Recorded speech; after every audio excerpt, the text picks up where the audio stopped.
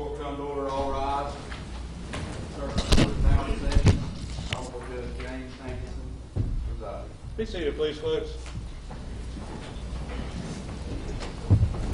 Good morning, folks. Good morning. Jimmy Hankinson, the circuit judge. I don't know how familiar y'all are with the court system here, but if you're real familiar with the court system, you would know I'm not one of your Third Circuit judges.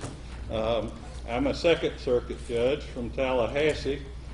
I would have thought you could arrange a little bit better weather for me coming down here than you did, but that does make it where I don't have a burning desire to go fishing, at least. So we're okay with that.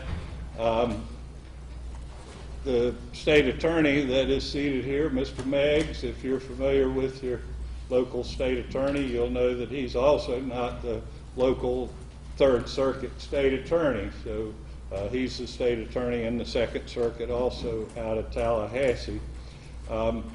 Because in the case, the state attorney here in the Third Circuit and the chief judge in the Third Circuit may be witnesses, it was deemed appropriate to bring in a judge and a state attorney from a separate circuit. So we're foreigners here.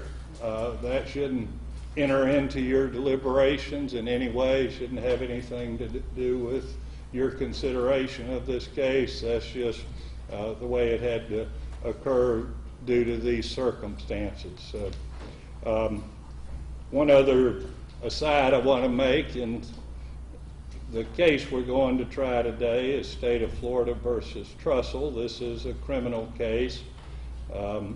Expect some of you have probably heard about it. One of the problems we run into as judges these days is that everybody loves to go on the internet and they have discussion and all kinds of things that I don't understand a good deal about, but lots of information on the internet, lots of discussion on the internet. We're going to try to pick a jury here that knows as little as possible about the case so that you can be neutral and impartial in the case, and we'll have some discussions about that. I was picking a jury in a murder case, in Tallahassee a year or so ago, and what I found out was when we took a break, somebody had a laptop with them, and they all went out in the corridor and pulled up on the laptop all about the case and started looking on the internet to learn about the case. That kind of defeated the purpose of what we were trying to do. Don't need you to do that. In fact, I would instruct you, please do not do that. Don't go on the internet and see what you can pull up. Don't have discussion with fellow jurors. We don't need to have somebody, well, what do you know about the case? Then again, we've defeated the purpose of what we're trying to do. So we're going to pick a jury that knows very little about the case, and I want to keep it that way. So I'd ask that you abide by that.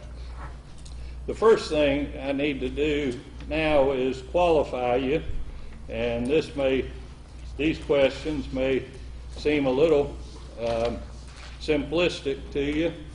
These are not going to test your brain cells a great deal, and I need all of you to answer, the 21 in the box and those of you in the audience. Please answer these questions, and I'll give you some pretty specific ways to answer it. But again, this is going to seem a little simplistic, but these are the qualifications the legislature have applied to you as a juror.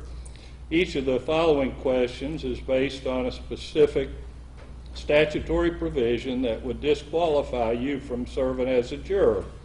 If your answer to any of the following questions is no, please let me know by raising your hand. And the first one will be real easy. Are each of you at least 18 years old? If you're not at least 18 years old, please raise your hand for me. As I said, these are not real brain teasers. All right. Next question. Are each of you a citizen of the United States and a legal resident of Dixie County? If you're not, please raise your hand.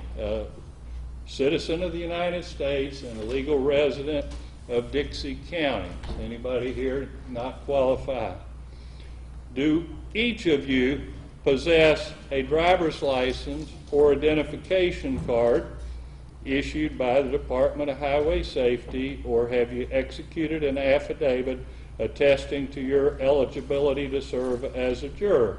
If your answer is no, please raise your hand. So do you either have a Florida driver's license, a Florida identification card, or they've given you an affidavit saying you're eligible to serve? Is there anyone that would say no as to any of those questions? I see none. Thank you. All right. The next questions, if you answer any of the following as yes, please let me know by raising your hand. Have any of you ever been convicted in any state or federal court of bribery, forgery, perjury, larceny, or any felony and not had your civil rights restored? Have any of you been convicted in any state or federal court of bribery, forgery, perjury, larceny, or any felony and not had your civil rights restored? Is there anyone that would answer yes to that question? All right.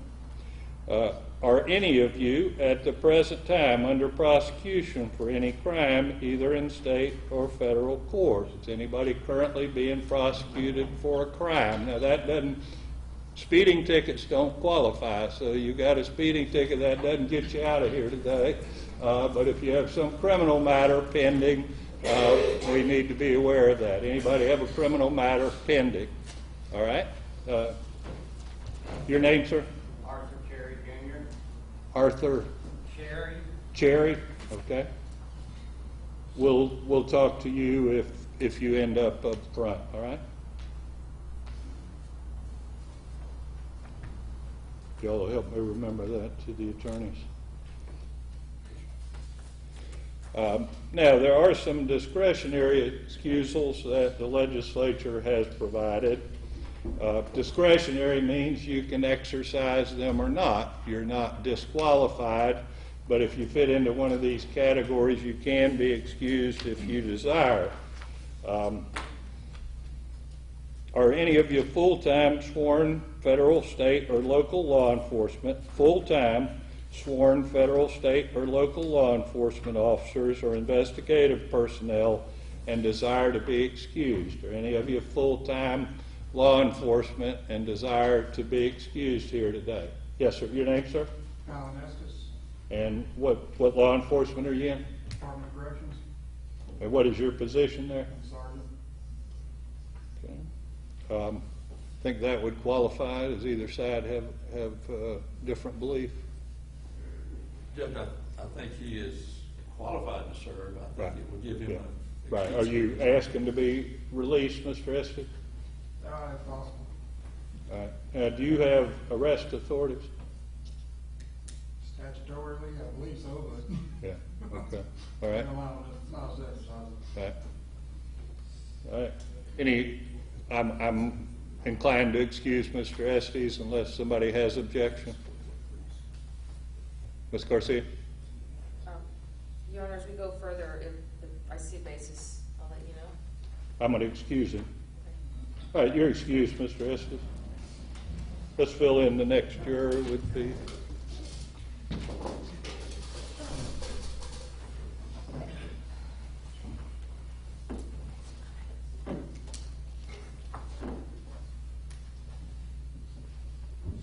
Veronica Driggers. Driggers. All right. Ms. Driggers, if you'd come up, please.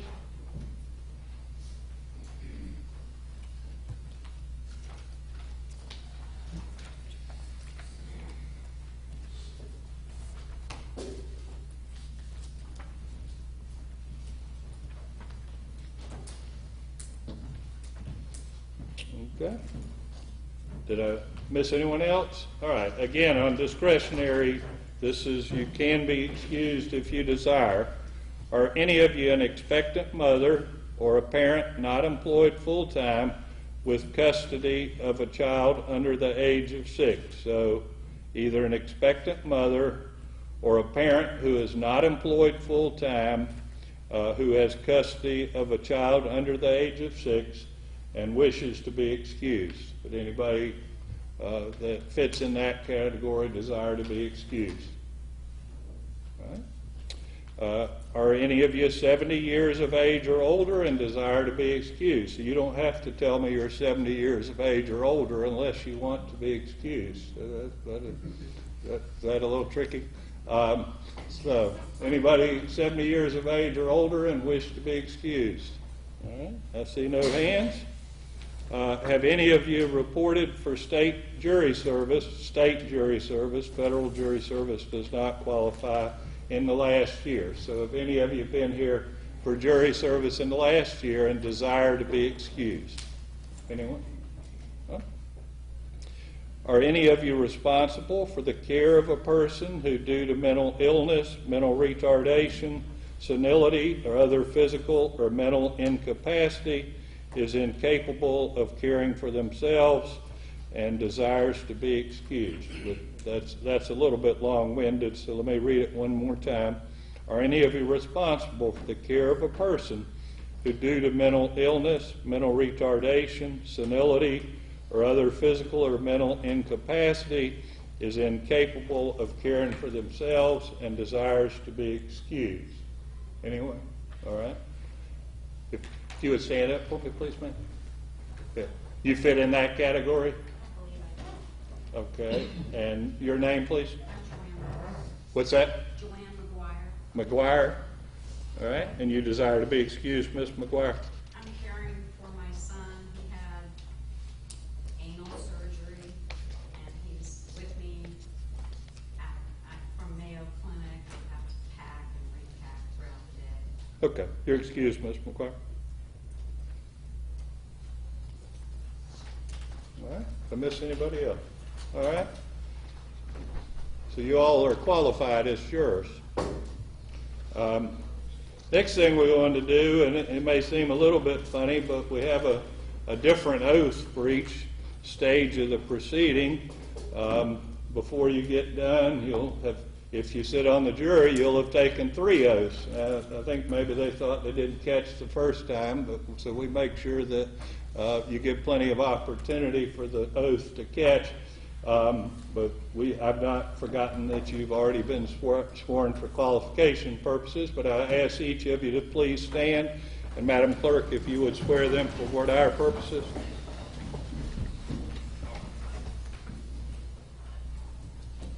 Raise your right hand.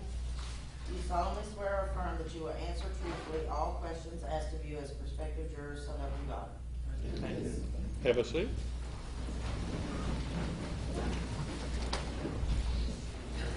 Let's go sidebar just briefly. I need the court reporter too. Turn, counsel.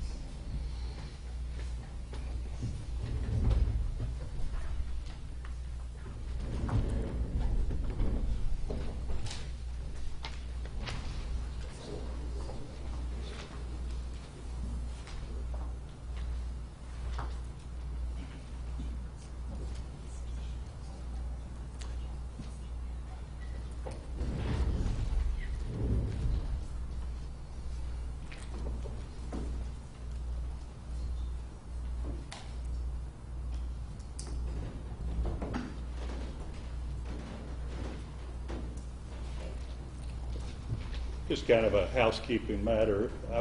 I'm going to number the jurors as 1 through 7, 8 through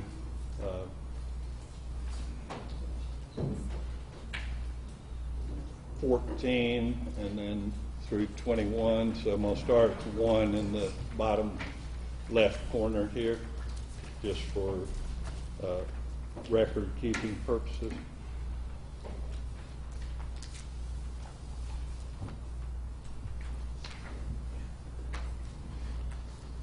I apologize to y'all, but we have charts with your names on them, and we'll be totally confused if we don't have our charts properly numbered, and so that's what we rely upon. All right. The matter set for trial today is State of Florida versus Trussell. Is the state ready to proceed? State's ready, Your Honor. Is the defense ready to proceed? No, Your Honor.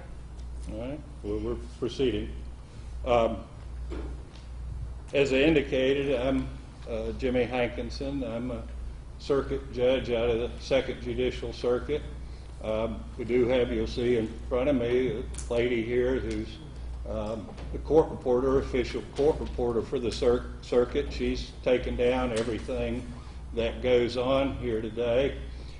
I'm going to be asking you some questions, and then the attorneys will have an opportunity to ask you some questions. I don't know exactly where it came from, but somehow we've gotten into a situation where the answer to many questions appears to be or As you can imagine, for this lady, that makes it pretty hard to differentiate whether that was an affirmative or a negative answer to the question. And that's her job, to be very precise as to whether someone said yes or no. So I know that sounds very basic, but I suspect before the day is over, I will remind someone, and then I'll say, see, I told you. So if you would give us a yes or a no, that would be very helpful.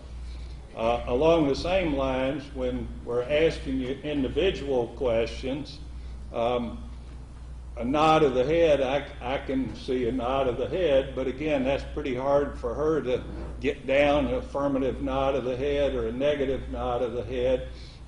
So if we're talking to you individually, please give us a yes or a no. Now, if we're talking to you as a group, a nod of the head is very helpful. That tells me that you're awake and at least pretending to pay attention to questions, and that's reassuring. But when we're talking to you individually, a yes or no would be very helpful. What we're going to do is we're going to talk first to the 21 here in the box. Those of you in the audience, you do not need to answer any of the questions at this point in time. What you do need to do is to be listening, because we won't repeat all these generalized comments. And I can assure you, the second time around, if we don't get a jury from this group, when we fill in from the audience, it'll go real fast. I'm not going to take very long at all with you the second time around. I'm just going to get to your specific information, and it'll go real fast. So you do need to hear what's said. You need to be here and be present, but you don't need to answer any of the questions at this point in time. As I said, I'm going to ask you some questions, and then I'm going to give the attorneys a chance to ask you some questions. It's not our purpose to try to embarrass anybody, and I think you'll find that by and large our questioning is pretty innocuous. It'd be the kind of things that you would expect we would like to hear about. However, occasionally we will hit on something that is particularly sensitive. You can ask to be heard outside the presence of the other jurors if we touch on something that's particularly sensitive and you would like to be heard outside the presence of the other jurors. I would ask that you not do that unless it's something particularly sensitive, just because the logistics of doing so are a little bit difficult.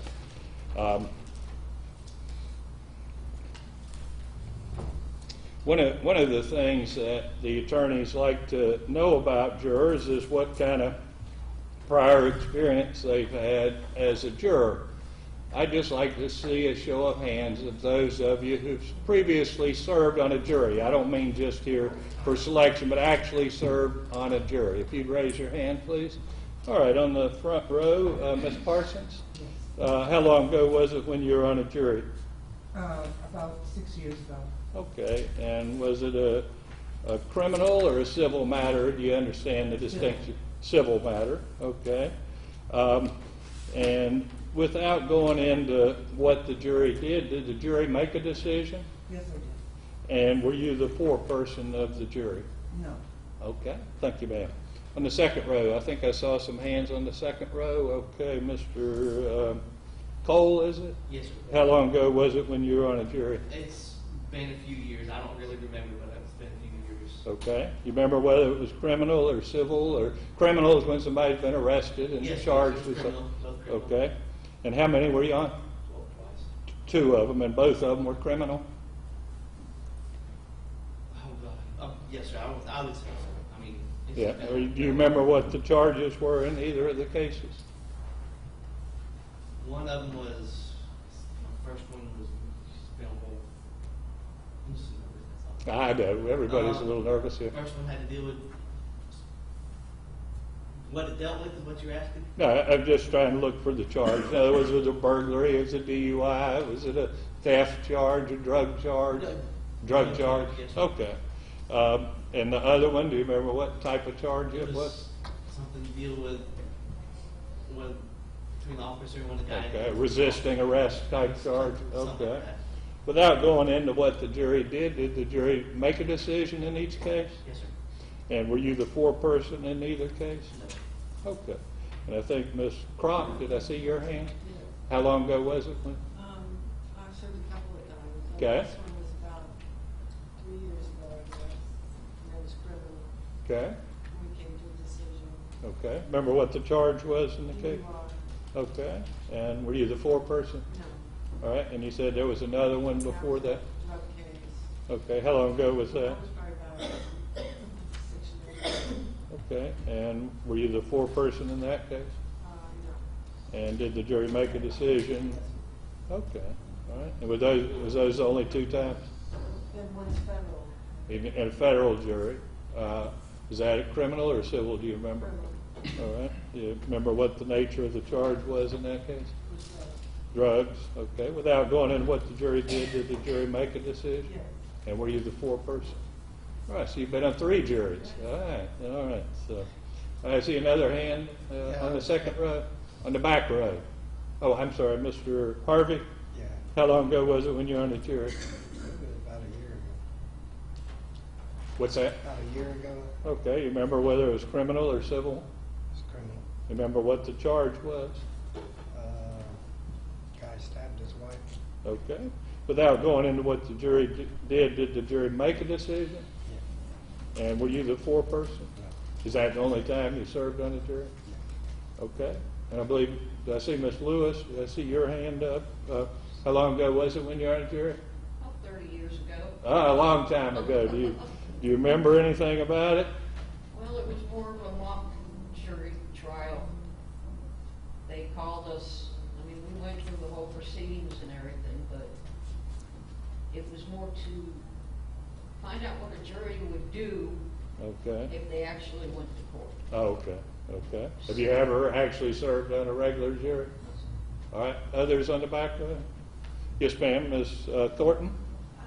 It was somewhere between 8 and 12 years ago. Okay.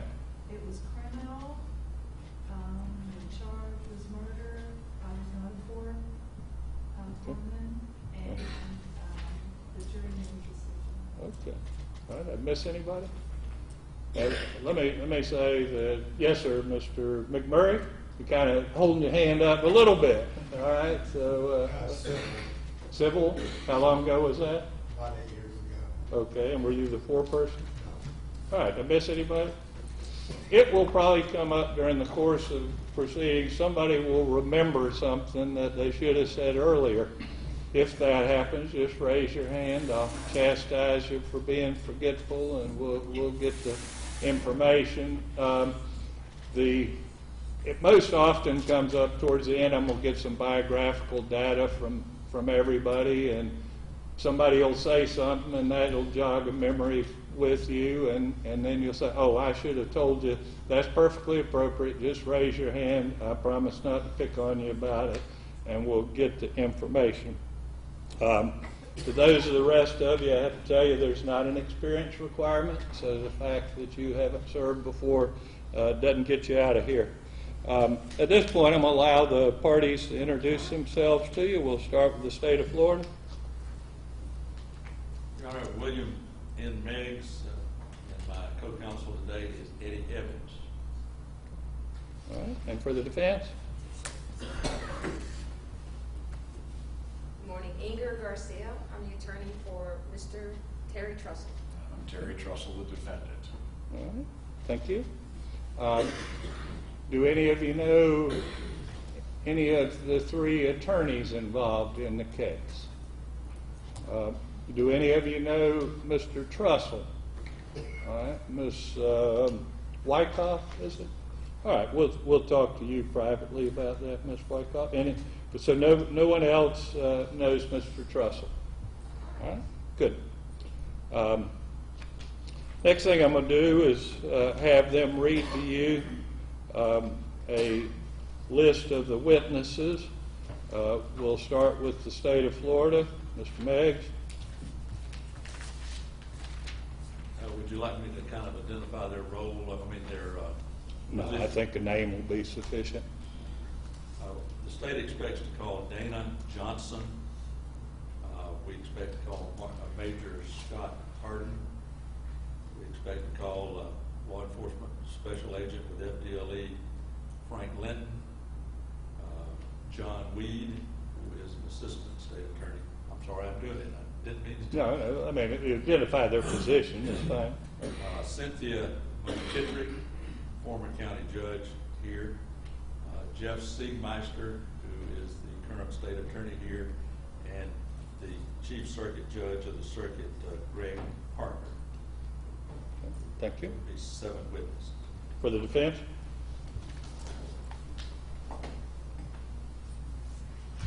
Madonna Roberts,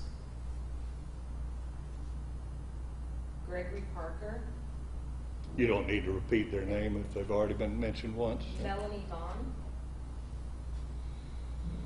Dewey Hatcher,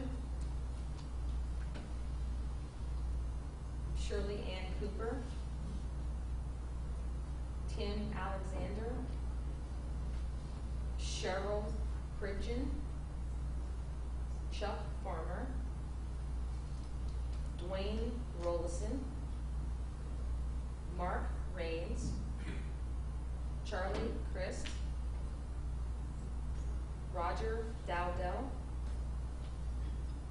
Hagan Smith, Pat Granville, Ted Yoho, Matt Crenshaw, Tanya Powell, Nina Johnson, Jason Hoyt, Mike Cassell, Bart Malden, Robert Root,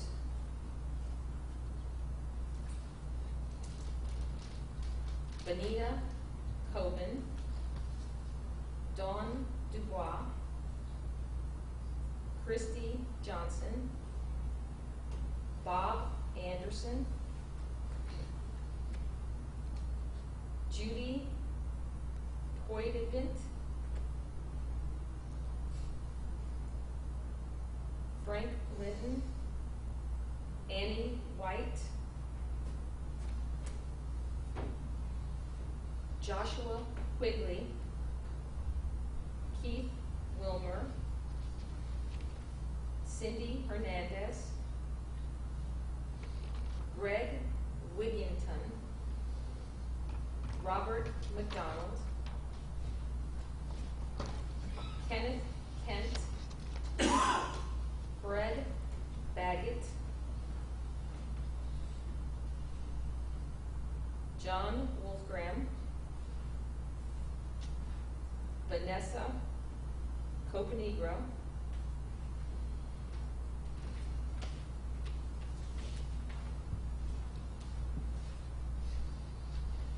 Victoria Avalon. Sarah Carroll.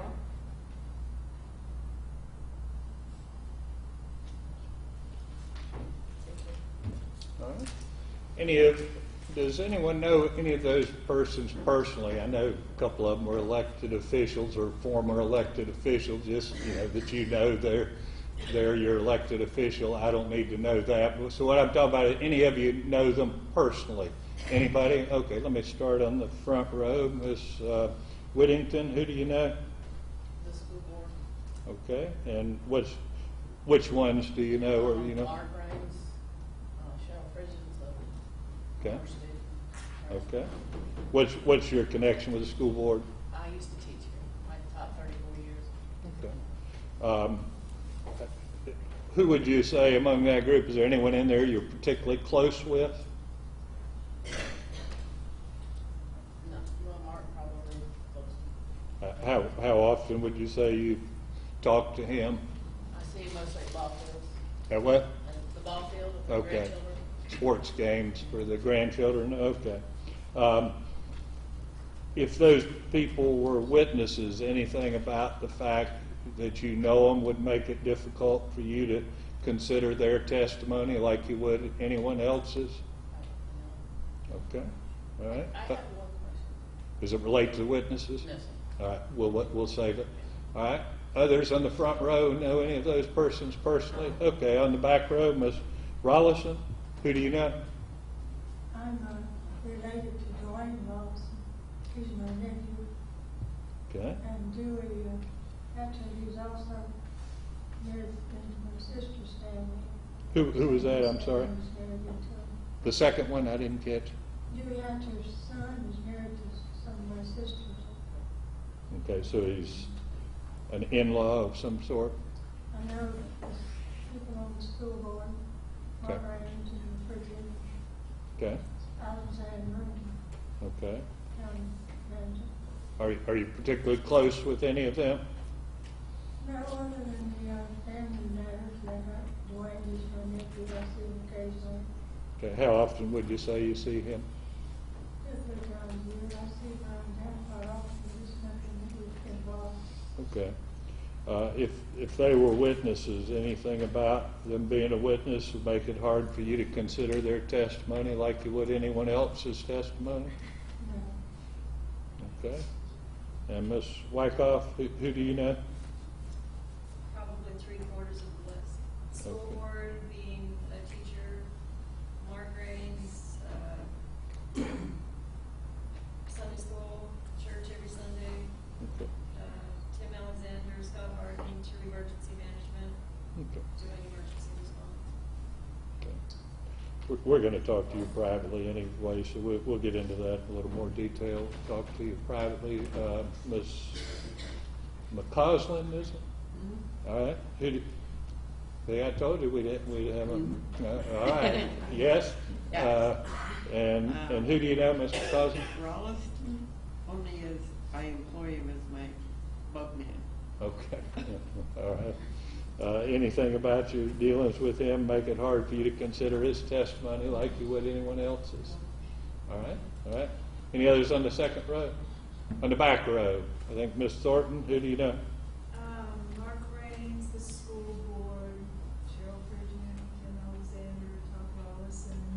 I was a teacher for 22 years. I just retired Friday, so I've worked for all of them. All right. Well, congratulations. Pardon? Congratulations. Thank you. My wife retired as a school teacher a year ago. And she's enjoyed it. Any of them that you would view yourself as being particularly close with? About the same. Just a business, I've worked with them for a long time. as a business relationship? Yes. All right. Anything about your dealings with them make it hard for you to consider their testimony like you would anyone else's testimony? All right. All right. Others on the back row? All right. Ms. Driggers. Who do you know? We have Cheryl Prison because Is it a first cousin or? Second cousin. Okay. I live next door to Judy Hatcher's son. All the school board. I don't think I have a problem with any of this. Okay, so you could consider him like any other witness? Yes, sir. All right. And you said you're second cousin with Miss Pridgen. Okay. Is that the closest relationship you have with any of them? Yes, sir. And how often do you see her? Once a month. All right. Other people that know any of the witnesses? All right. I'm not going to read to you the information. The information is the charging document. That's what we call the court document that brings the matter to court. I'm not going to read it to you at this point in time. I'm going to sum it up. But the fact that the information has been filed is not evidence and is not any proof of guilt. You must not be influenced by the fact that this information is filed. It is merely a formal method by which the state attorney makes an accusation against the defendant. Mr. Trussell is charged with 2 counts of impersonating a public officer, 2 counts of unlawful use of simulated legal process, and 10 counts of unlawful retaliation against a public officer. Mr. Meggs, can you give us a little bit more understanding of what the allegations involved that you're claiming against Mr. Trussell, just to identify it for the record? Yes, sir, Your Honor. Basically, what we have in this case is the defendant in the case ended up being the foreman of the grand jury for Dixie County. And he ended up filing some papers with the clerk's office that were false and fraudulent. And they made their way into the records, they made their way into being filed. The statute he's charged with prohibits filing simulated legal process. So it's process that is not valid that got filed with the court. And he's charged with that in count one, and I almost have to make an open statement to explain it. That's sufficient, Mr. Meggs. Thank you. Thank you. And again, I want to emphasize, that's just what the state attorney is claiming he did. It's up to them to prove those allegations. The fact they filed those charges doesn't make it so. Next will be their obligation to prove it.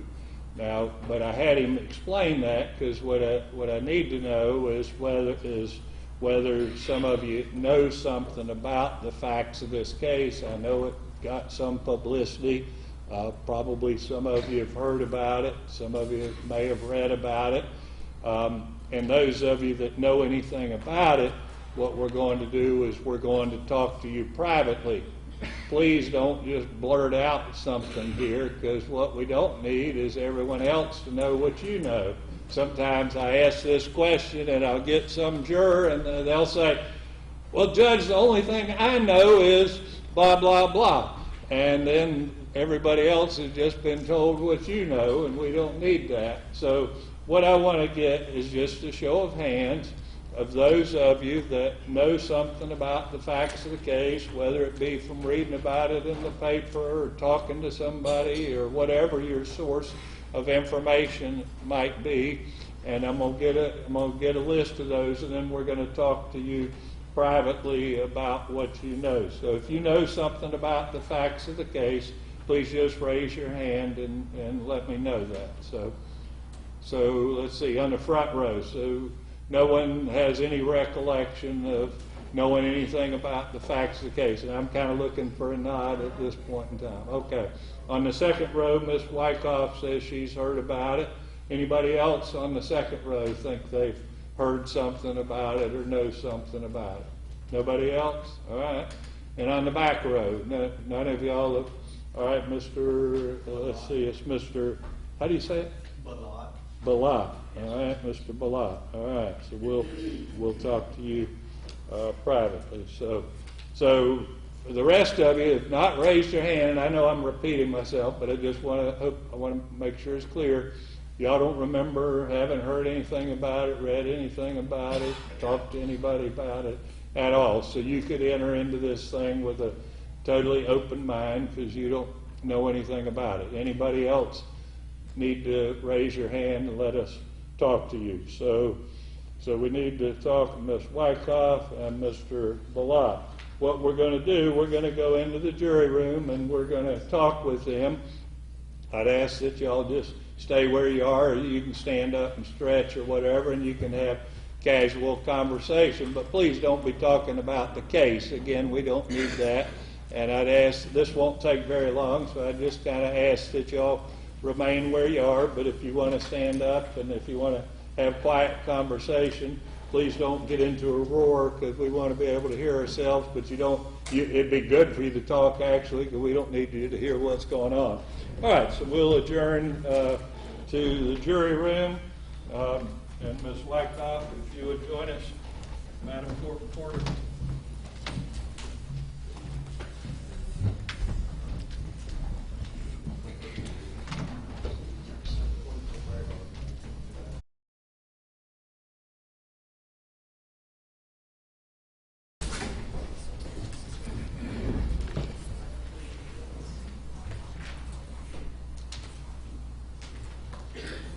All right, we're back in session here. Thank you all for your patience. This trial is expected to last all week. We're going to start into the opening and testimony today, and it's expected to go through Friday. I know all of you have somewhere else you'd much rather be, although the weather's not real nice outside, so today shouldn't be great concern for you, but I know that all of you would rather not be here for a week, and it's a great hardship for jurors to give us the time that they give us. But frankly, we can't make our system work unless we have good people that are willing to carry out their civic obligation and act as jurors in the case. We still have young people around the world in harm's way. They don't complain about what the country asks of them. I don't think it's too much to ask jurors to give us a week of their time. I know it's a sacrifice. Having said that, I know there are circumstances that would prevent you from giving us your undivided attention for a week. I hope you reach down and give careful thought that we need good jurors to hear this trial, but I will hear from anyone here who has a major problem that you think would interfere with your ability to give us your undivided attention for the week. And let me say, I don't know exactly how it's going to work out, but it may be that to get it done in a week, we might have to go into the evening hours. So you do need to consider that. So we may not be breaking right at 5 o'clock in the day. We may proceed on if I find it necessary to do that, to get it done in the week. I do intend to get it done this week. So having said all that, I'll hear from those of you that that would be an undue hardship for you. Ms. Whittington? I have a heart procedure for on Thursday. Okay, is it something that can be put off or not? No. It's somewhat of an emergency to deal with. Yeah, I'm trying to get my heart back in rhythm.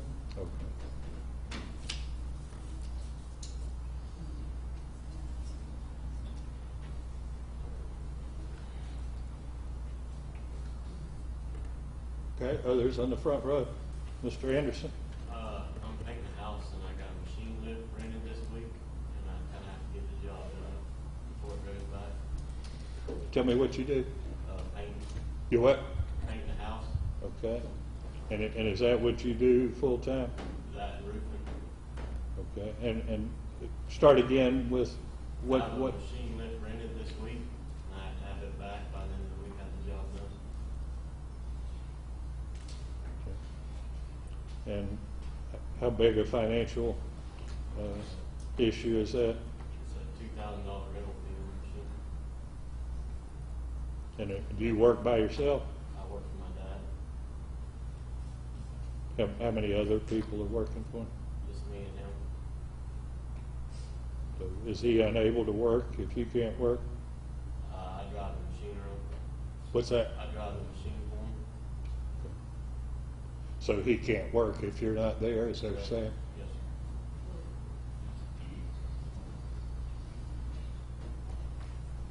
sir. Okay. All right, others on the front row, on the second row, Mr. Harvey? Yes, I have an appointment with a neurologist. You need to make sure you keep your voice up so they can hear you, okay? I have an appointment with a neurologist on Wednesday for a pinched spine, nerve in the spine, For what? I'm sorry. for a pinched nerve in the spine. Okay, Makes it hard to sit up all day. okay. Is that something that's pretty critical for you to go ahead and deal with? or Yeah, not? I'm trying to push it down to tomorrow if I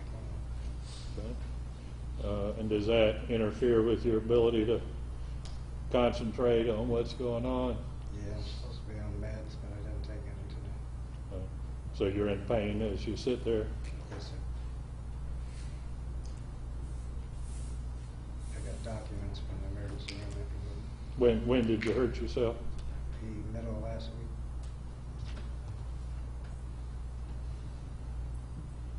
So you actually had to go to the emergency room? Yeah, the 25th. Okay. Others on the second row, on the back row?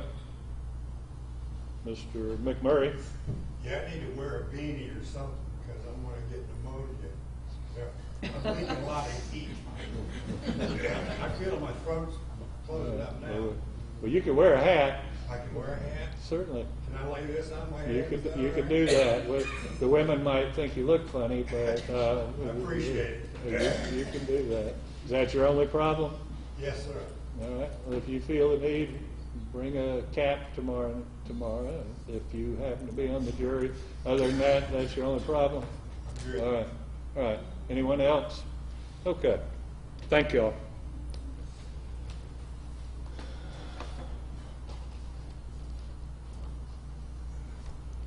Next thing I'm going to do is I'm going to get some individual information from y'all.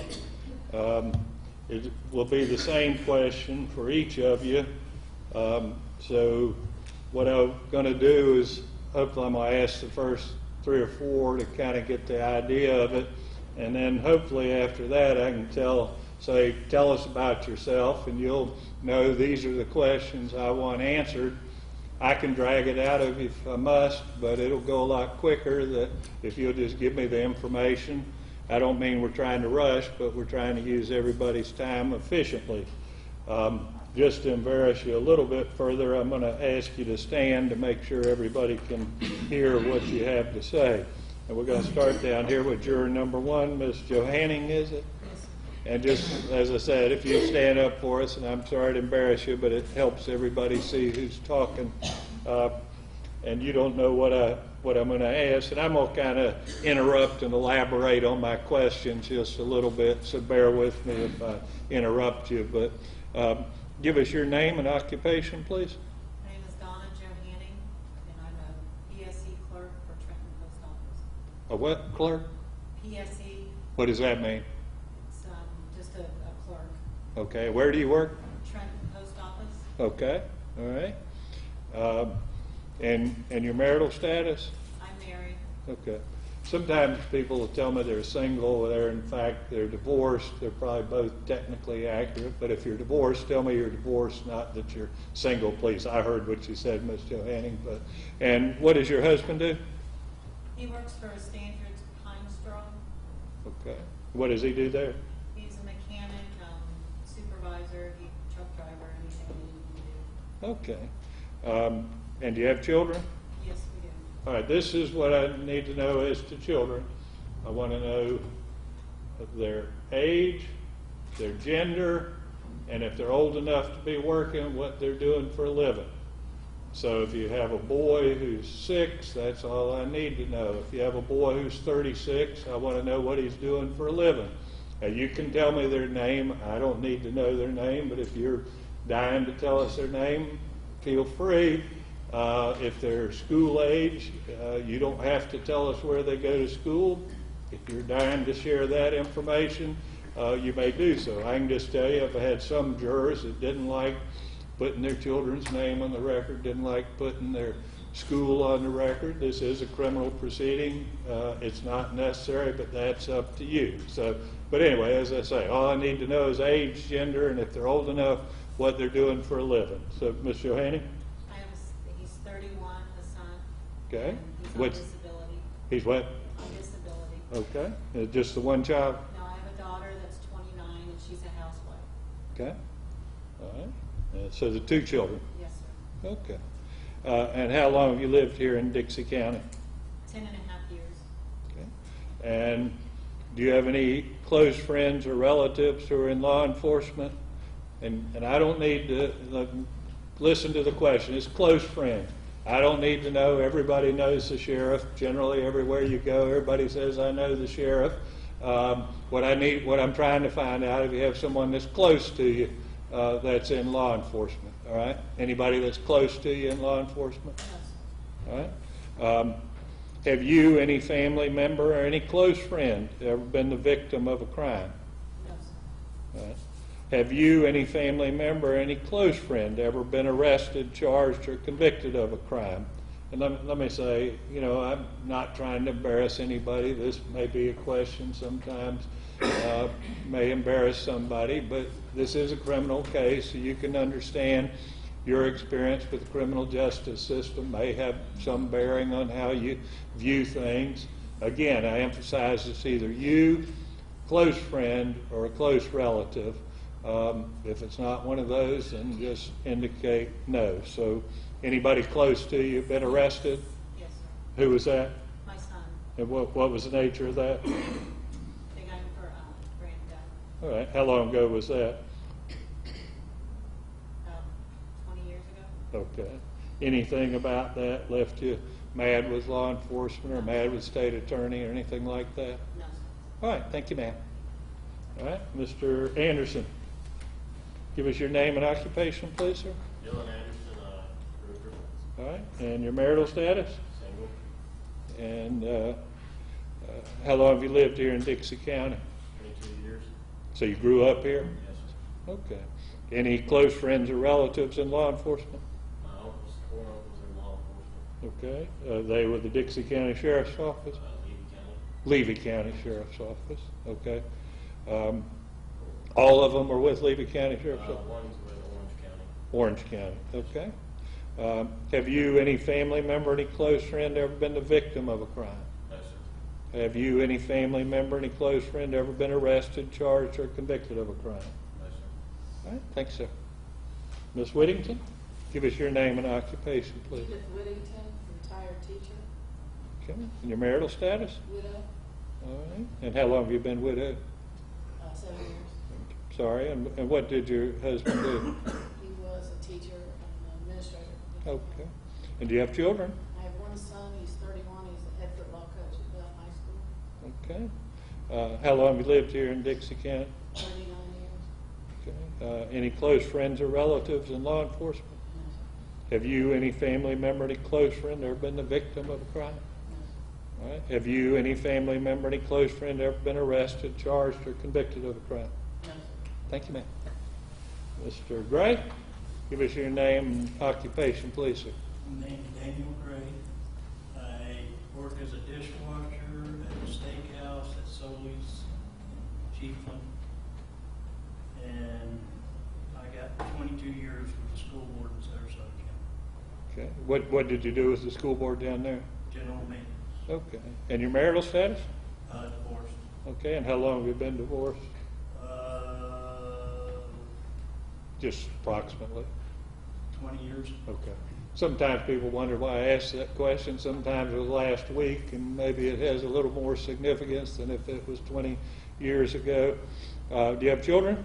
Yes, sir. Their ages, and if they're old enough, their occupations? I have one boy, Nathan Gray, and he's in prison the rest of his life. Okay. And how old is he? He is 26. Okay, so obviously you had contact with law enforcement through your son. Anything about your son's situation make it hard for you to be fair and impartial in this case? Yes, sir. Okay. So you feel like that would affect you? Yes, sir, I do. How about being the victim of a crime? Have you, anyone close to you, been the victim of a crime? No, sir. How about any close connection with law enforcement? No, sir. All right, thanks, sir. Ms. Young, we ought to be starting to get the idea of it. Give us your name and tell us about yourself. Ann Young, retired for 3 years. Married, my husband retired at the same time. We have 2 children. One is 42, and she's something in computers and cloud. And a daughter who's 39, and she is an acupuncturist. We've been retired in Dixie County for 3 years. Had no relatives or anybody close to me a victim of a crime or been convicted of a crime. Now you say you retired. What did you retire from? Psychotherapist. Okay. And where did you live before coming here to Dixie County? Brooksville, Florida. Where? Brooksville, Florida. Okay. And what kind of job did you have there? You were in private practice, Yes. or okay? What kind of business did you work with? Do you have your own private business, or were you working? I have my own private practice. Okay. Counseling. So your educational background is what? A master's in rehabilitation counseling. Thank you, ma'am. Mr. Cannon, give us your name and tell us about yourself, please. My name is Timothy B. Cannon. I've lived here for 47 years. I'm married / separated from Mary Cannon. She works for the state attorney's office. We have 2 kids together. One is 23. The other one is 16, still in school. Okay. The boys or girls? Both of them boys. Okay. And the older one, what's he doing? He works for Swanee Number. Okay. Right. And I missed, you said you were, the connection with the state attorney's office Yes. was what? With Mary Cannon, And that's your wife? wife, And how long have y'all been separated? 3 years, 4 years. Okay. All right. Anything about that connection make it hard for you to be fair and impartial? No, everything's cool. All right. How about any close connection with law enforcement other than that? No, sir. How about being the victim of a crime? No, sir. Any connection with any arrests? No, sir. Thanks, sir. Ms. Parsons, give us your name and tell us about yourself, please. My name is Rosemary Parsons. I've lived in Dixie County for 3 years. I'm married. I have 2 boys. One is 43 and the other is 39, I think. Yeah, I'm pretty sure. We just get close, it'll be fine. I'm sorry? Close will be fine. Okay, that's close. And I haven't been a victim of any crimes yet. And Any connection with any arrests? no. Anybody close to you in law enforcement? Oh yeah, my best friend, her son is works for the sheriff's department in Bangor, Maine. Okay. And what are your children doing? One is in Korea, works in a distribution center, and the other one lives in Maine, and he does construction work. Okay. The one that's overseas, is he in the military?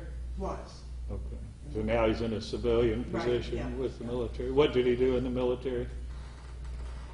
The Patriot missile. Okay. All right. Thank you, ma'am. Okay. Mr. Dill, give us your name and tell us about yourself, please, sir. I'm Brian Dill, currently working at Winn-Dixie part-time. I'm married. My wife's a dental hygienist in Chiefland. We have a stepson. He's 21. He's a logger with his dad. We did have our house broken in twice in Dixie County. Been in Dixie County for 8 years. Any close connection with law enforcement? I did work at Pride over in Cross City, so I've worked in the Department of Corrections, and I did try to become a correction officer, but then I wasn't able to Okay. How about any connection with any arrests, either you, family member, close friends? I haven't never been arrested, but my nephew's been arrested in Winter Springs. All right. Anything about that left you mad with the police or mad with the state attorney's office? No. All right. Thanks, sir. Ms. Rollison, give us your name and tell us about yourself, please, ma'am. I'm Gladys Rawson. I've been living in Cross City for 20 years. I was married for 25 years and divorced. My husband spent 30 years in the Navy. I have one son, 40, he's in the Army, he's stationed in Hawaii. I am a historian, I research history, write books, do art, Spain, and stuff like that. Okay. Any close connection with law enforcement? 15 years ago, the manager of the grocery store filed shoplifting charges against me. And they wasn't true, and when they took me to court, I refused to cooperate, and the judge found me in contempt of court. I spent 8 months in the county jail. Okay. Anything about that left you mad with the police, mad with the state attorney's office? I don't have a whole lot of use for the law enforcement in Cross City. Do you think that would have any impact on your ability to be fair and impartial in this case? Well, I don't know nothing about these charges that's been made against him. And I don't want, to tell you the truth, I don't want to have to sit here and listen to it. Because Well- I'm not sure that I will understand it, and I'm not sure that he's going to get the best that I could give. What do you mean by that? Well, if I don't know, then how can I pass judgment? How Well- can I decide?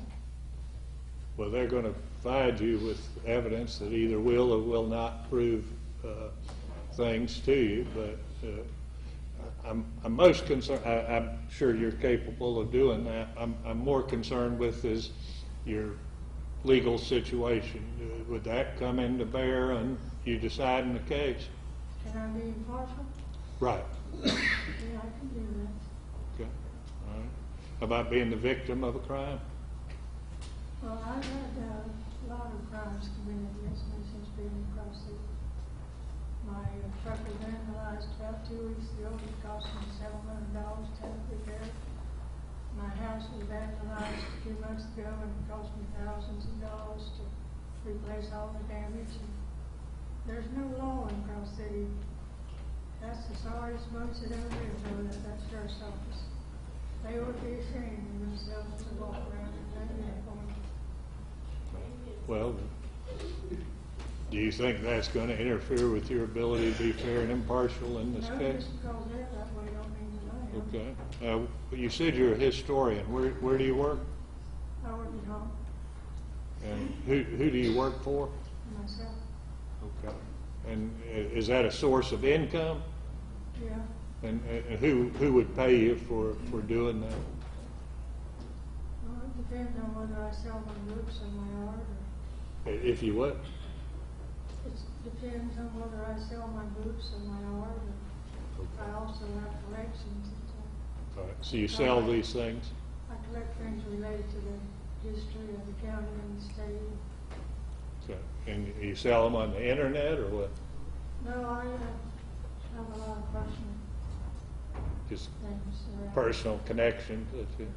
I've always been involved with the social and politics and stuff, so I have a lot of personal. All right. Okay, thank you, ma'am. Mr. Cole, give us your name and tell us about yourself. I hope you've calmed down now. I don't like talking in front of people, so I feel more comfortable you asking what you need. Okay. Give us your name, please, sir. My name is Billy Cole. Okay. And what do you do for a living, Mr. Cole? I am a service rep for Triangle Sales in Ocala, Florida. Okay. And are you married? Yes, sir. And what does your wife do? She works in Chiefland at the probation office. Okay. Is she a probation officer? No, sir, she's a clerk. Okay.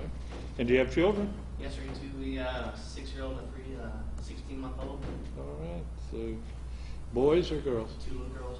All right. Well, congratulations. How long have you lived here in Dixie County? 20 years, I moved in '96. Okay. Any close connection with law enforcement?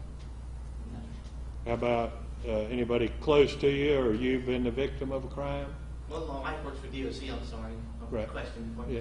Next week. Yeah, I'm sorry, yeah. But she's not in a law enforcement position, No, is she? she's Right. It's a clerical position, I think you said. About anyone close to you, or you've been the victim of a crime? No, I've never been a victim. All right. How about in connection with any arrests, any you? I've got some brothers been arrested a few times, and nephews been arrested. Okay, that's the kind of things we're talking about.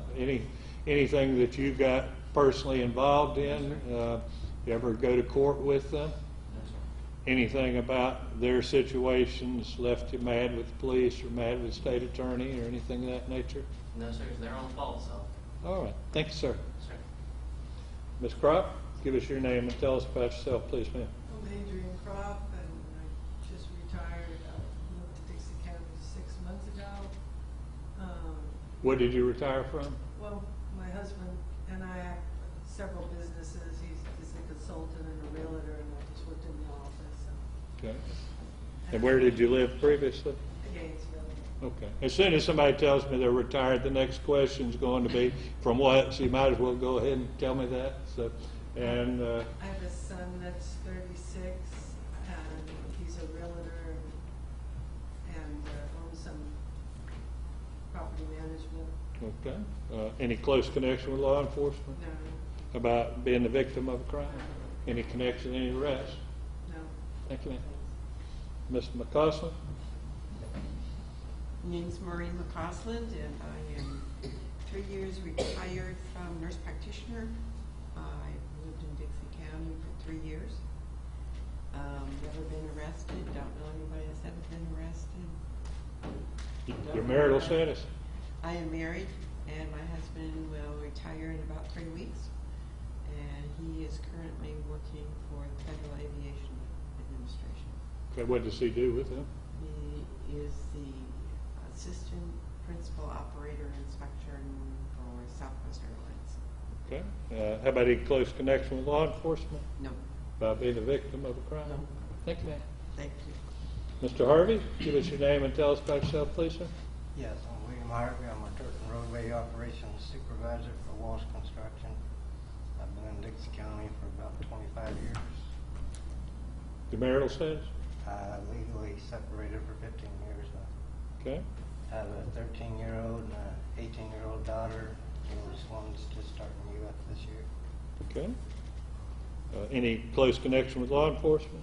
Yeah, my niece is a Chiefland police officer. Okay. How about being the victim of a crime?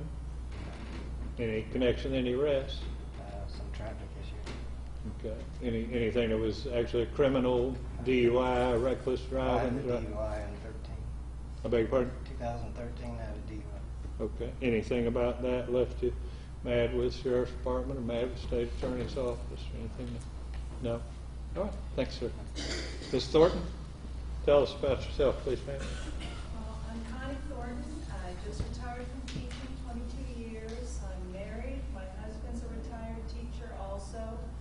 We've lived in Dixie County for 20 years. Have 2 girls with him. They are 22 and 24. The oldest one is going to the University of Alabama, Birmingham, Physician's Assistant School. And the younger one is in Orlando, working as a research assistant for Fowler O'Quinn, Senior and Sneed, and she starts FSU Law School in the fall. My husband was a victim of a burglary before I knew him, but that's, Okay. Any connection, any arrests? sorry. Anyone close to you have been arrested? No. How about any close connection with law enforcement? Thank you, ma'am. Ms. Wilson, give us your name and tell us about yourself, please, ma'am.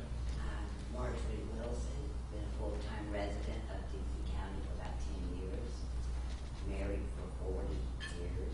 My husband was a plumber and pipe fitter out of the local union in Atlanta.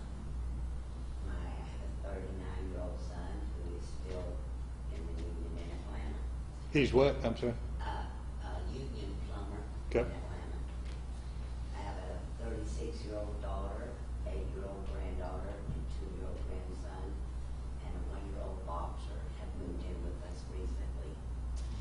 She works at Salt Creek Restaurant.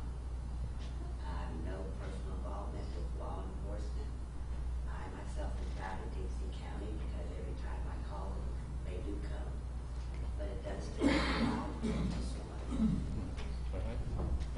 Been the victim of a crime? Yes, sir. About any connection, any arrests? I had two deceased brother-in-laws who both had numerous arrests for DUIs. That's not anything you're concerned with? Okay, thank you, ma'am. Ms. McNerney, is it? Yes, Catherine McNerney. I retired from the Army 6 years ago and moved to Dixie County. Before that, I was all over the place in the Army. I got divorced 19 years ago. I have a significant other here in Dixie County who's also retired military. I don't have any kids. He's got 2 kids who are both college age. My brother was arrested when he was in high school years and years ago. No other involvement with law enforcement, no angst towards law enforcement. No By being the involvement. victim of a crime? No. All right, thank you, ma'am. Mr. Ballot? I'm Justin Ballot. I've lived in Dixie County for 29 years. I'm married, and my wife works at Capital City Bank as a teller. I work with Metric Engineering as a subcontractor for the DOT. I do highway inspections in North Florida. I've never been arrested. I've never been a victim of a crime. I have a sister that was arrested a few years ago, about 5 years ago, I think, for stealing a car. Do you get involved in those proceedings at all? No, sir. Anything about that left mad with law enforcement? No, sir. All right. And I'm sorry, you said your marital status was what? I'm sorry. I'm married. And what does your wife do? She works at Capital City Bank. Okay. And do you have children? I have a 2-year-old son, yes, sir. Okay. Thank you. Ms. Driggers, give us your name and tell us about yourself, please, ma'am. Veronica Driggers. I've worked as a correctional officer for 24 years.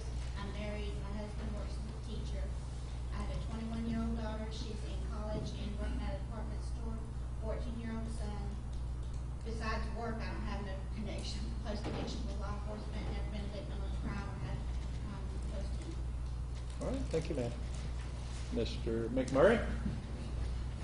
William McMurray, retired in construction, Dixie County, about 8 years. Your marital status? Divorced. And how long have you been divorced? I guess about 16 years. Okay. Any close connection with law enforcement? No. About being the victim of a crime? No. Any connection with any arrests? No. Thanks, sir.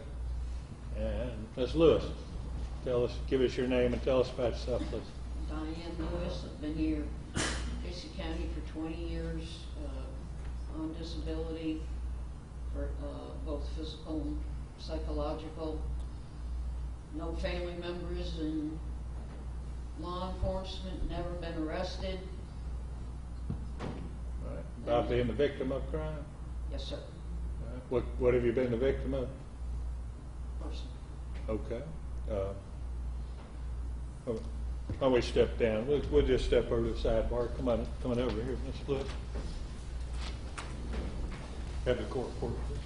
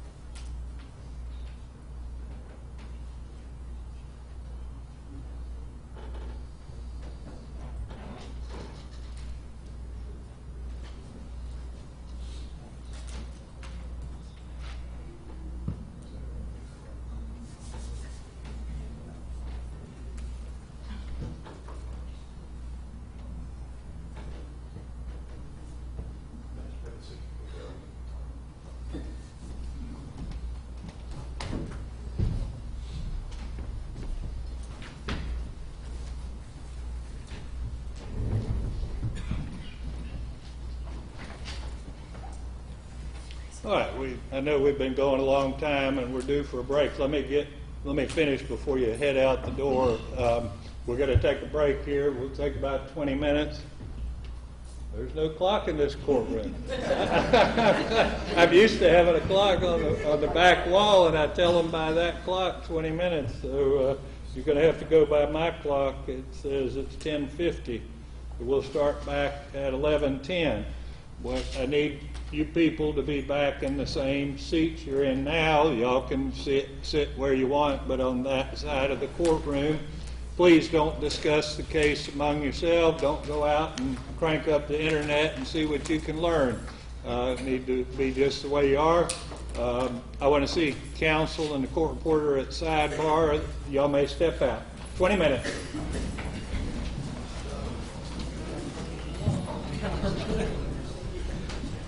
Oh my God.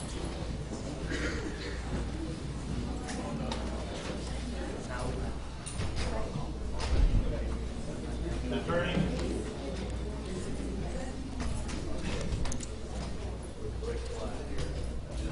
No, I'm not going to talk to you. I was just going to talk prison. Okay. We got some business to do. Let's go see. Bring it live with you.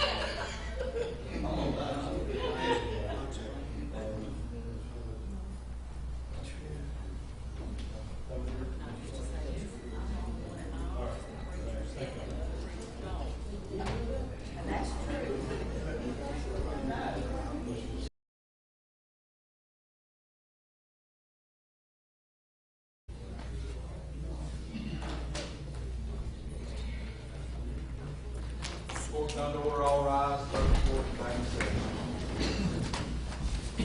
Be seated, please, ma'am.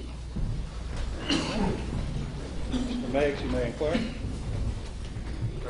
You may inquire. Okay, thank you, Your Honor.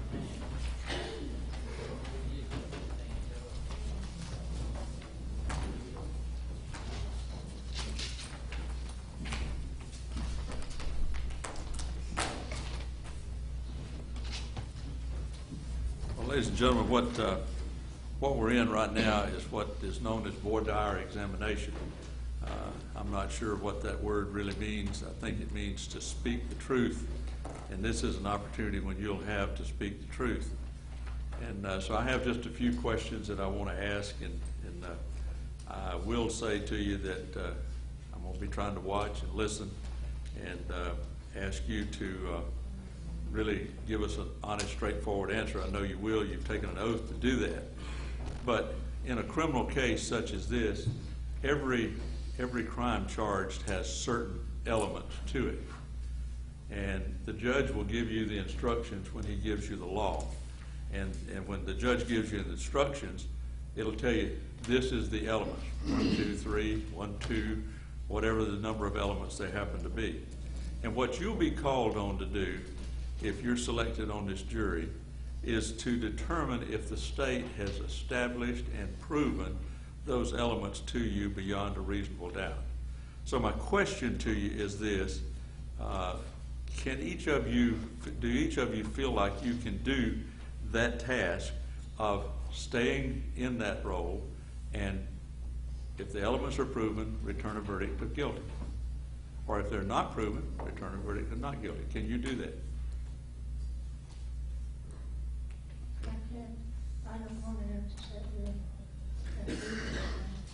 I'm sorry, Ms. Robinson, you need to speak up just a little bit. I don't want to have to sit here and pass judgment on those things. I don't know about those things. And I know that you have all this legal system, but I don't want to have to sit here and listen to this and pass judgment on that matter. Okay. Well, let's stop there without talking. Just kind of answer the questions directly. And I heard that answer. You don't want to sit in judgment. Okay, and that leads kind of to another question. You are not, if you're on this jury, you are not judging the defendant. You're judging the facts of the case. Do each of you feel like that you can do that task of judge the facts, not the individual, judge the facts? Yes. Okay, all right.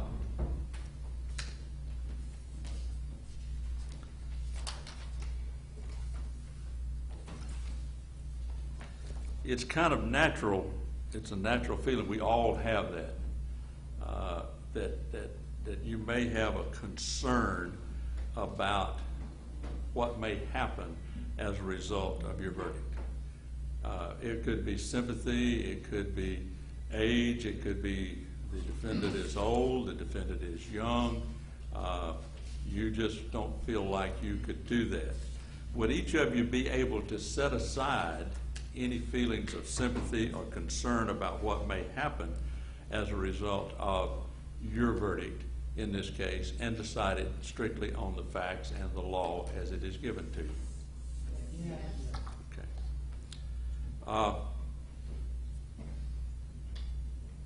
You're going to hear a little bit about duty in this case. Duty is an important concept. Do each of you feel that you have a duty as a juror, as you consider the facts, to protect the innocent who may be brought into the courtroom and charged with a crime?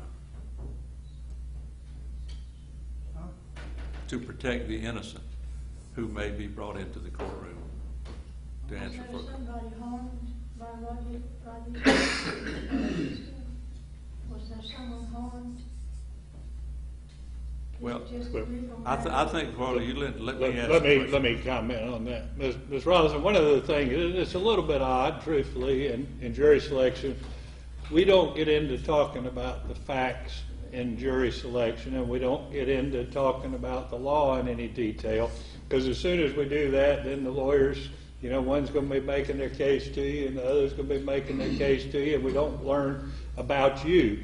So all we're trying to do at this point is without any discussion about the facts or any discussion about the law, whether you have some preconceived idea that would make it hard for you to be a fair juror. That's all we're doing. So he's not going to be able to answer your question about the facts. That would be what he's going to attempt to prove. And then the defense, they're going to be attempting to prove some things perhaps, and then that decision will be made. But what we're trying to do is there something in your mind at this point prevents you from listening with an open mind, I guess is the best way to put it. Would you let me go and maybe there's somebody out there that would be willing to take Right. me? You just feel like you would not be an appropriate juror? No, I'm not going to be able to do that. Okay. Go ahead, Mr. Mayor. Okay. Well, Your Honor, can we deal with that issue so that I don't have to answer? No, we're going to need to go. Okay, now I've asked all of you, Ms. Rollison excluded at this point in time, do each of you feel like you have a duty to protect the innocent who may be brought into the courtroom and charged with a crime? Okay. All right, now I saw most everybody nod their head. You get extra credit now if you nod your head. Okay. All right.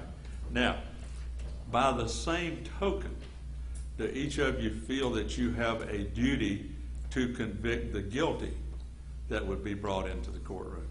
Yes. Okay. Now, all of us have a role in this case. Everybody has a role and you've experienced and seen that somewhat here this morning already.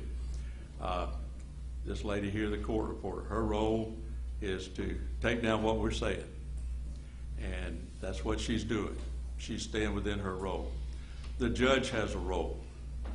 He calls the shots. The clerk has a role. You've seen bailiffs around the courtroom this morning. They have a role. The state has a role, and Ms. Garcia has a role in this case. Our system works if everybody stays in their role. Would each of you be able to tell me that if you're selected on this jury, that you would stay within your role as to be the determiner of the facts of this case? Not whether it's a good law, whether you like the law, or anything like that, just determine the facts. Can you do that? Yes. Stay within your role. Okay, let me get my little sheet here. Miss Parsons, I think when we were going through the list, either I didn't hear it, you didn't say it, because I don't know it. You said, I know you said you had sons in Korea, and I got that, but I never heard if you were retired or what you retired Yes, from. I'm retired. I think I had that written down. What did you retire from? I'm a phlebotomist. I draw blood. You draw blood. Right. Okay. And where were you employed? I was in Laboratory Corporation of America Okay, out of New Mexico. Out of New Mexico. And you indicated that you've been in this community about 3 years. Right. Yes. Did you retire to this community? Yes. Okay. So you haven't worked here? No. And I don't know if I got any information about your spouse, if you had one. Yeah. Okay. Yeah, we've been married 43 years. 43 years. Some people say 43 long years.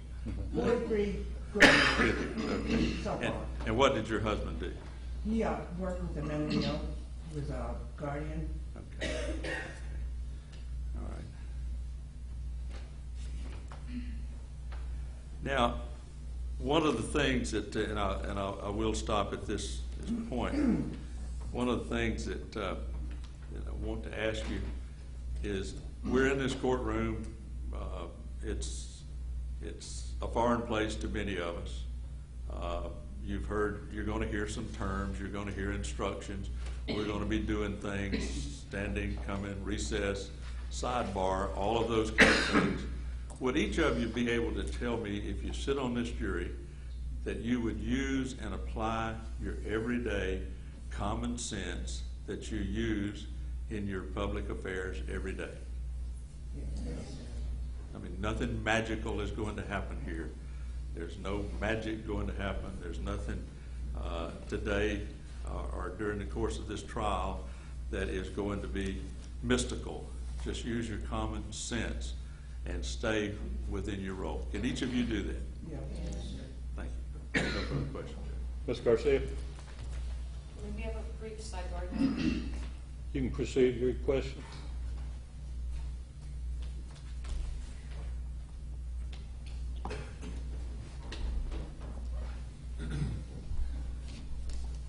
Good morning. It's a little warmer now, which is nice.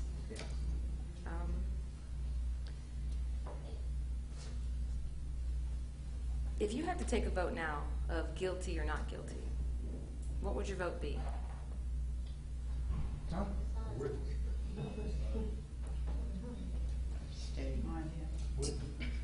Do you believe that if there's no evidence presented, that and the state has to prove the defense guilty beyond a reasonable doubt, do you believe you have a right to vote or to decide guilty or not guilty at that point? So if you were to decide now with no evidence, what would your decision be? Couldn't make a decision. Be inconclusive. Do you believe the defendant is presumed innocent until he's proven guilty? Yes. So with that presumption, if you had to vote right now, do you think he'd be guilty or not guilty?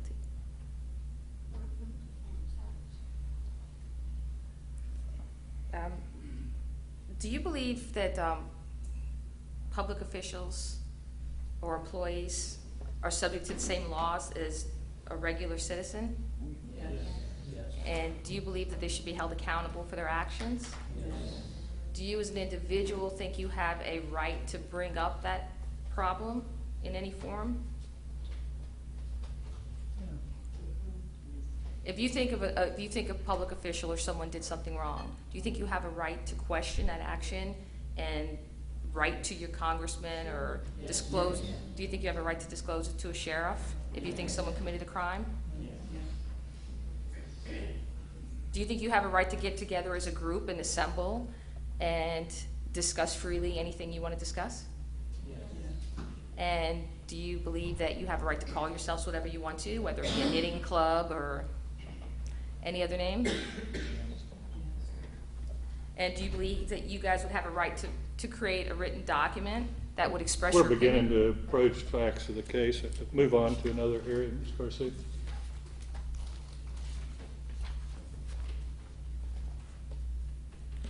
The state mentioned to you guys that the state has to prove the elements of the crimes charged beyond a reasonable doubt, each and every element. You guys understand that? Yeah. Do you also agree that the defense has a right to rebut those elements? Yes. And do you also believe that sometimes the defense has a defense that appears unrelated, but if it's legally a defense to that crime, that although the state proved their case, the defense still would be not guilty? That's pretty confusing. For instance, let's talk about a murder. You know you have murder? Someone murdered someone, and the defense could be self-defense because they have a legitimate defense. Are you willing to listen to all the facts from both sides to determine if the defendant has a defense before you make up your mind? Yes. Do you accept the concept, no victim, no injury, no crime? Have you ever heard that before? Do you believe that there needs to be a victim for a crime? No. Do you believe there needs to be an injury for a crime? No.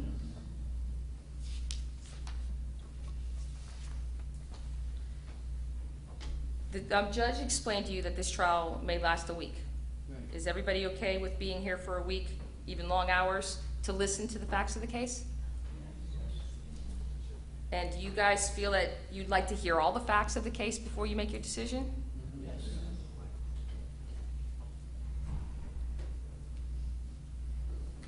Do any of you think because someone is either a state attorney or a judge or works for the court that they have, for the court, that they have more power than you do, or deserve better justification than you would as an That's a individual? couple of different questions, Ms. Garcia. Why don't you separate that out, please? Okay. if someone testifies in front of you and they're clothed with authority because they're a public official, are you going to necessarily give them more weight than you would give to, you know, Joe Citizen, or are you going to give them the same weight in their testimony?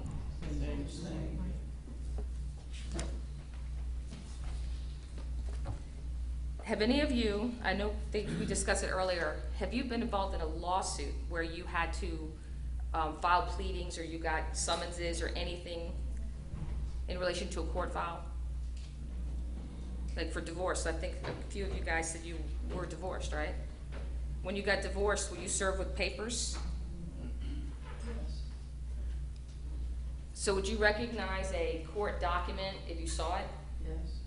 And do you understand the difference between court documents and official records? Yes. What's the difference in your mind? Between a court document and an official record? Yes.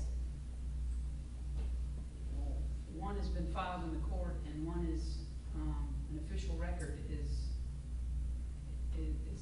a matter of, the official record is not, I mean, it's an official record, but it's not necessarily a court document. I mean, Right. Would you, like, for instance, a mortgage on your house or a deed or a lien on your property, do you understand those things to be official records? yes. And that they're filed in the public for a reason, so people can see them? Yeah. And that way people can protect themselves if they see something filing, let's say you're gonna buy a house and you wanna see if there's a mortgage, you'll check those official records. Right. And if it's not in the official record, do you think that you have any protection from that? Protection from. For I instance, think you're asking them legal questions, Ms. Garcia. That's not appropriate. Let's move on to an area other than legal opinion. have you guys ever heard of the term sovereign citizen? Yes. Yes. Does anyone have a definition they wanna share of what they think it is? Do you? Me? Yeah, could you? Well, I don't know, I'm not familiar with it, I would guess it's a citizen in good standing. Has anybody been involved with any sovereign citizen issues ever before? A few of you guys said y'all have kids that went to school. Did your kids go to public school? And I know also too, Ms. Horn, you were a teacher for 22 years. Are you you're familiar with the Common Core curriculum? Yes. Do you have a set opinion on that? Yes. Are you willing to consider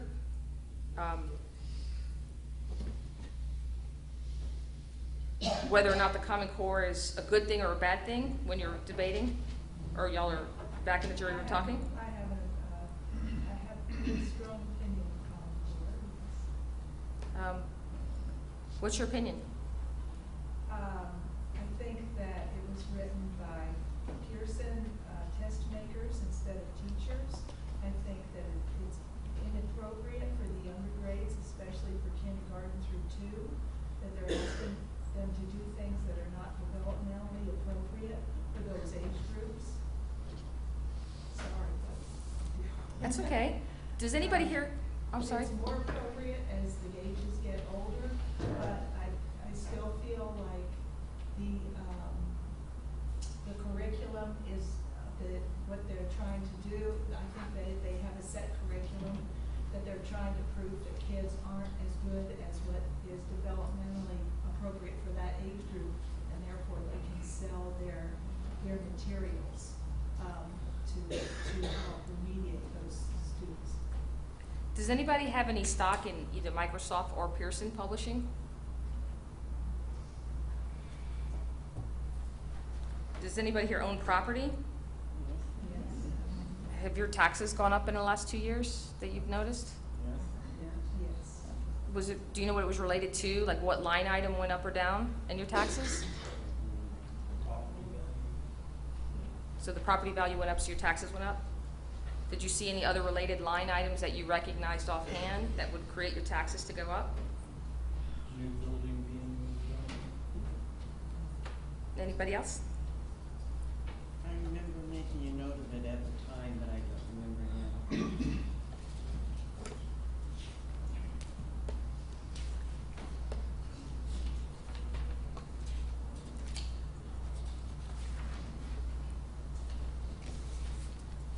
you guys ever heard the old adage, you can't fight City Hall?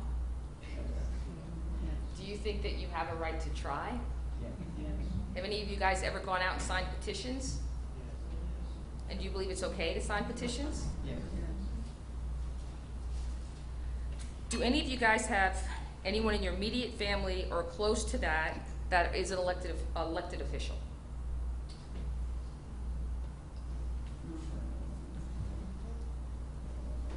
Now or in the past? In the last 5 years?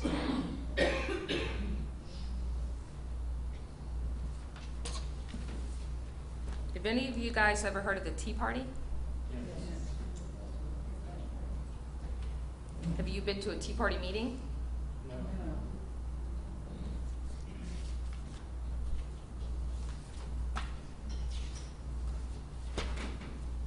Do you guys believe that you have a right to have your own philosophy in politics?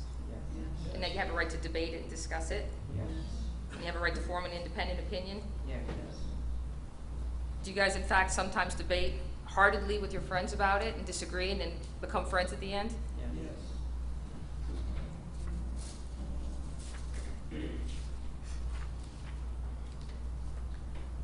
Have you guys all read the U.S. Constitution? Yes. Do you believe that that's the supreme law of the land? Yes. And have you read the Florida Constitution? No.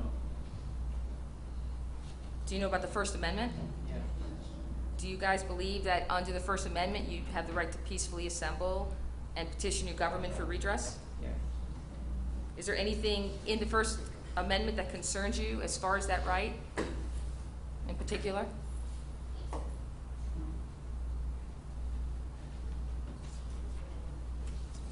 Do you think you have a right to file a police report? Yes. And do you have a right to report a crime? And can you demand the police arrest somebody? Can you say, I want that person arrested, they committed a crime?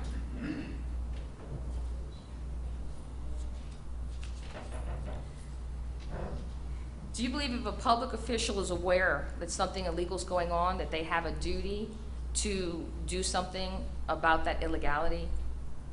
Do you think they have a heightened duty to behave a certain way?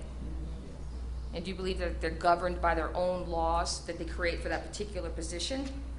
Yes. No? Do you? No? You can't hold them up higher if you're going to treat their testimony the same way with the leaders. So they would have the same, basically, moral and legal reporting that you would have. Do you think a public official can complain about another public official?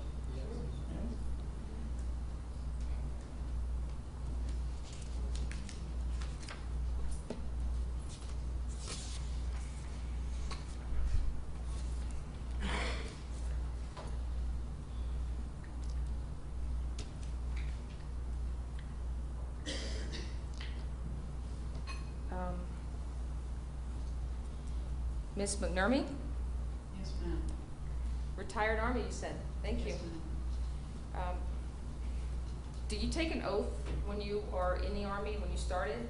Yes, ma'am. And do you carry that oath through everything you do in life? Yes, ma'am, I do. And do you believe that the oath is really important? I do. Just like you guys took your oath here. And I think the judge said you'd be taking at least 3 oaths, I think? Yes. Do all of you guys take that oath seriously and believe that once you take that oath in life, it continues on throughout anything you do? I take an oath to support and defend the Constitution of the United States. That's different than the oath I'm taking here. Right. There's many different type of oaths, right, for different things.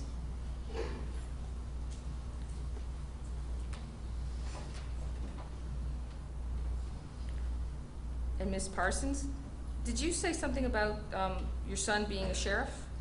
No, my best friend's son is a sheriff, works for the sheriff's department. Do you believe that if a sheriff comes in and testifies, that the sheriff will have a higher standard of truth than any other witness, or will he be put on the same level playing field as everyone else? She could put on the same level playing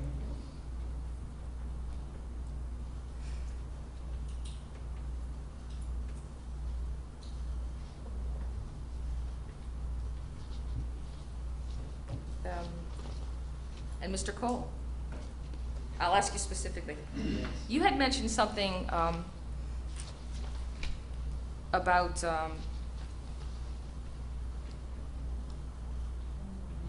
did you say something about a school? I'm sorry. I think when you were asked a question earlier by the judge, and you said that if someone did something and it's their own fault, that you would. Oh, that was like, I'm assuming, sorry. No, it's okay. Thank you. It's like, when that was the end of the question, like when somebody, I was mentioning my brothers and my nephews, one that got arrested. Mhm. I look at that, hey, it's their fault, you know, it's their fault. They need to deal with it, not mine. It's their fault, not mine. They got in trouble. But you're willing to sit back and listen to the story to decide if it's someone's fault or if they have defenses or not? Yeah, I feel like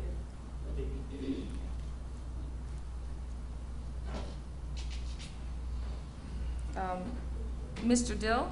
Yeah. Did you mention something about the Department of Corrections? Yeah. Can you please tell me what that was about? Well, I worked at Pride Enterprises, and then I joined was at TEA over at the Department of Corrections. So I worked with the corrections people, and I worked with inmates. Because at Pride, the inmates were our employees. Is that a source to help the inmates? It's prison rehabilitation, industry, diversity, enterprise. So you believe people can be rehabilitated and do well? Yeah. So, Thank you.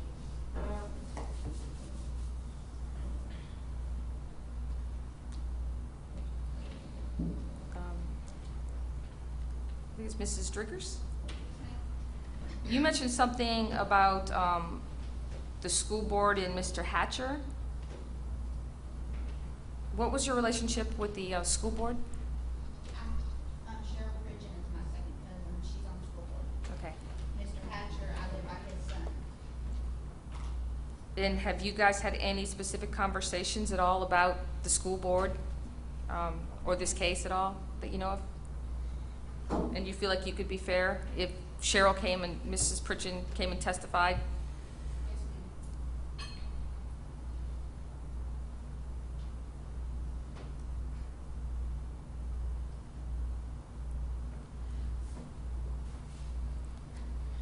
Ms. McCausland? You had said that your husband, I think, was with the Federal Aviation Administration Correct. at Southwest Airlines? Yes. Is that a government job or is it a private business that he's with? Federal government. And would that cause any bias or concern for you, the fact that a lot of the witnesses do work for the government? No.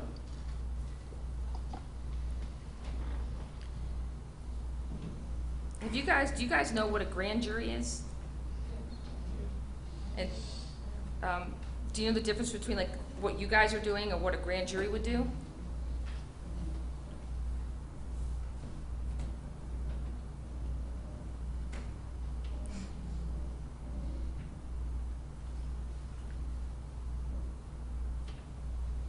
Ms. Johanning? Yes. Hi, you said you worked, I think, at the post office at Trenton? Yes. How long have you been there? 9 years. And does working with the government affect you in any way on determining the credibility of government witness at all?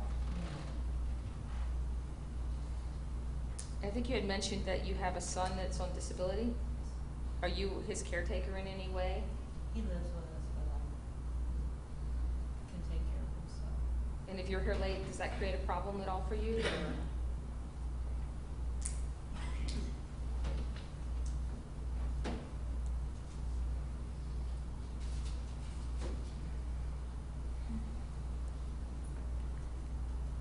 I want to thank you guys for your time.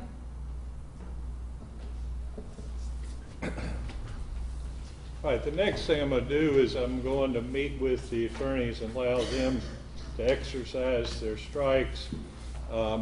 I think what I'll do is have y'all just stay here, and we'll go into the jury room like we did earlier and do that. In the old days, we'd say, I don't want this juror and I don't want that juror. We found that gets a little personal, so now we do it outside your presence. It'll probably take us about 10 minutes to do that. You know, if somebody needs to make a dash to the bathroom or whatever, that's okay, but please stay in the area, because as quickly as we can get through this, we'll get back in here. You know, maybe we'll be able to excuse everybody but the jurors, or maybe we'll have to fill in from the audience, but please stay in the area, and I'll meet with the attorneys in the jury room with the court reporter. All right? We'll be at ease.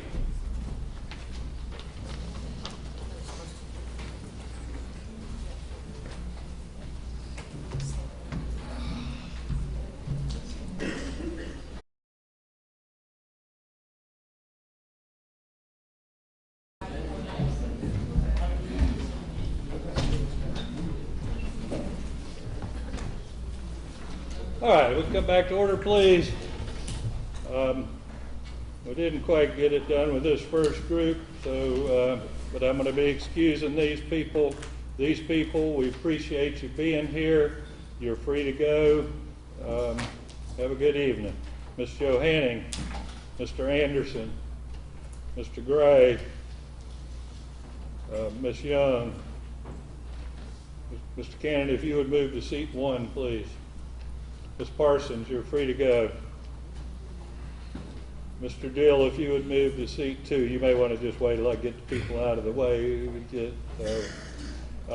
Ms. Rollison, you're free to go. I already excused Wyckoff. Mr. Cole, you're free to go. Ms. Croft, you're free to go. Ms. McCausland, if you would move to seat 3.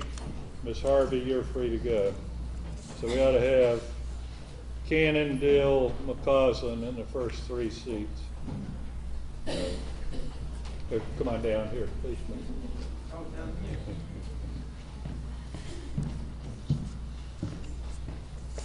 Need your car keys.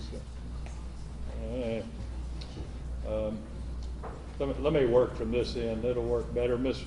McMurray, you're free to go. Ms. Driggers, you're free to go. Mr. Ballot, you're free to go. Ms. McNerney, you're going to seat 5. I've done this backwards, so it might be just a little confused. Ms. Wilson, you're free to go. Ms. Thornton, take seat 4.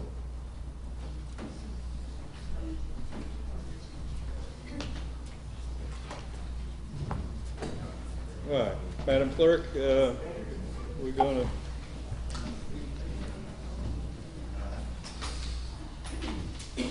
Or do you want to give me the list? You got it? All right. Okay. For seat 6.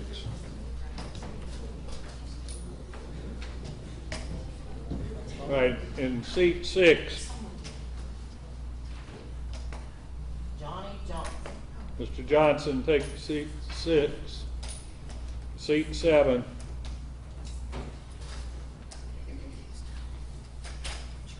Marion Sparker.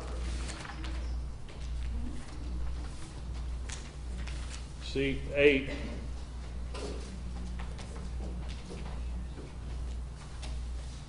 Robert Stone. Seat 9. Gary Fowler.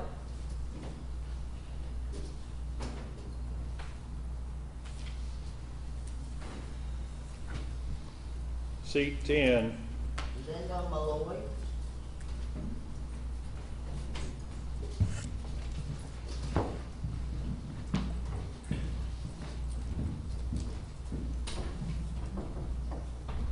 Seat 11. Andrew Hinton. Seat 12. Emma Silva.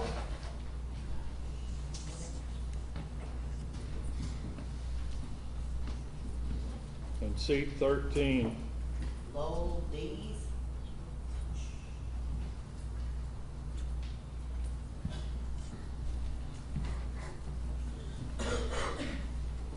And in seat 14.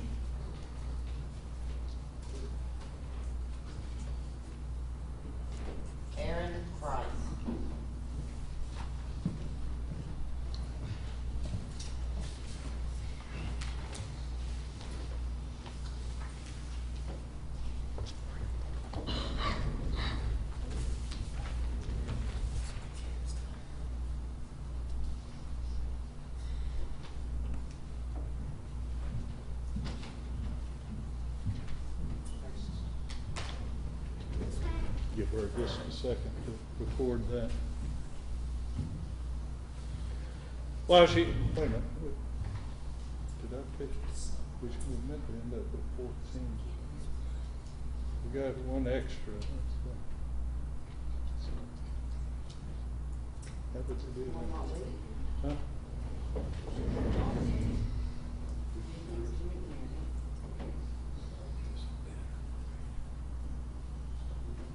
Go ahead and finish your chart. I'm sorry, she's getting her chart. I think we got a little mix up here somewhere, but anyway, we need to make a decision.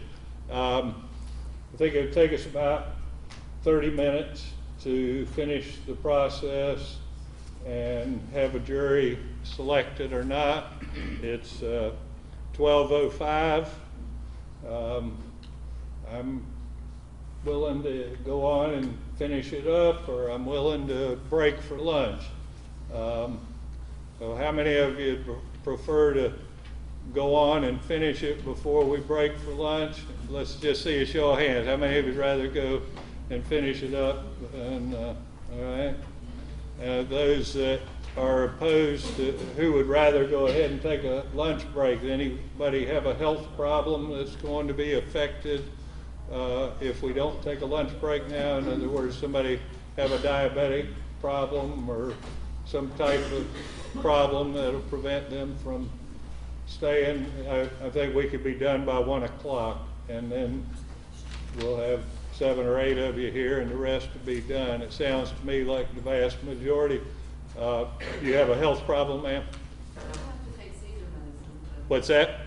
I have to take seizure medicine. Well, you can step out and take your medicine if that's. It's in about an hour. What's that? It'll be in about an hour. You feel free. I hope to be out of here by then, but if you need to take medication, feel free to just let the bailiff know what you're doing, and you can step out and do that. Anybody else got a health problem? All right, so we're gonna proceed on that. Okay.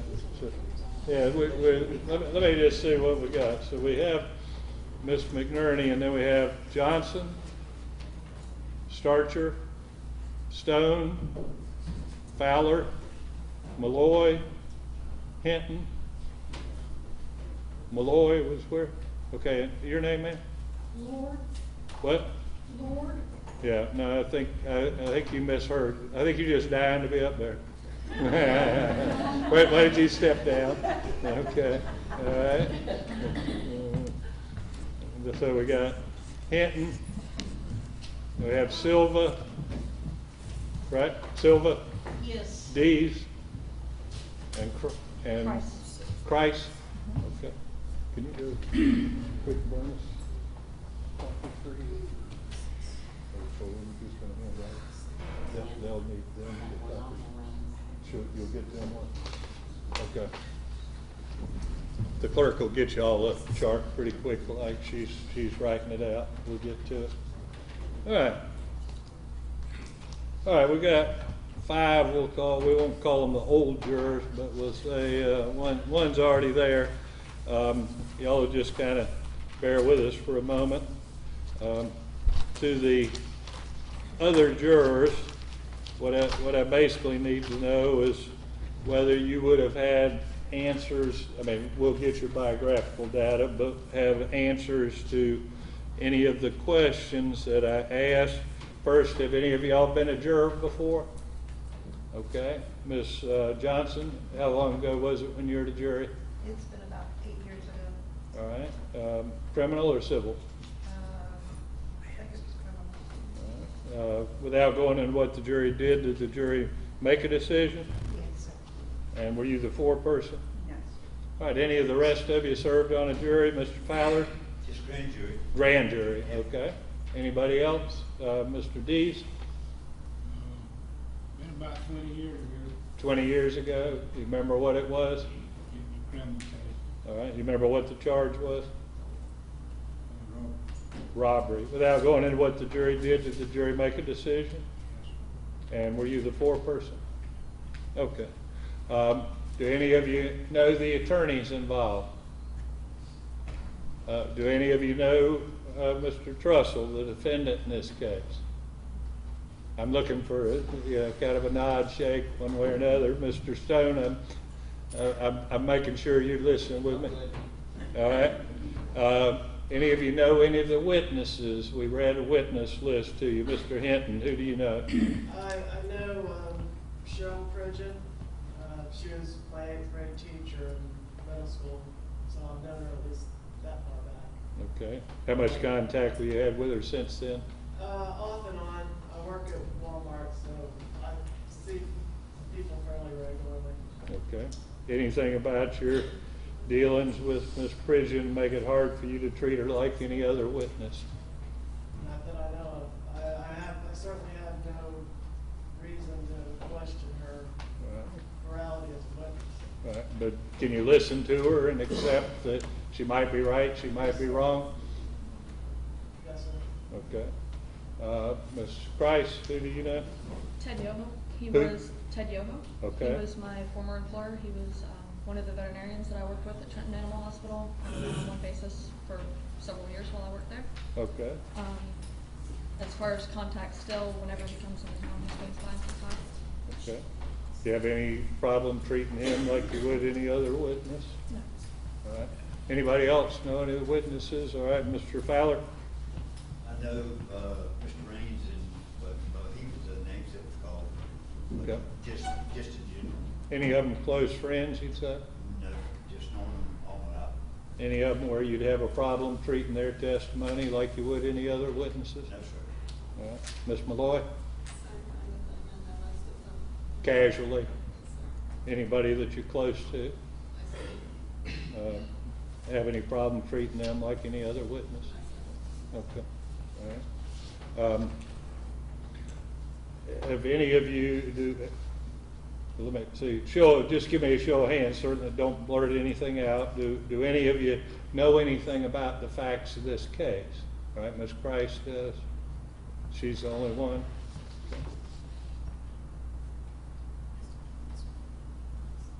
Okay.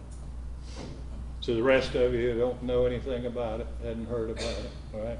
Ms. Price, don't say anything out about what you know in response to any question. We'll talk to you privately should we need to.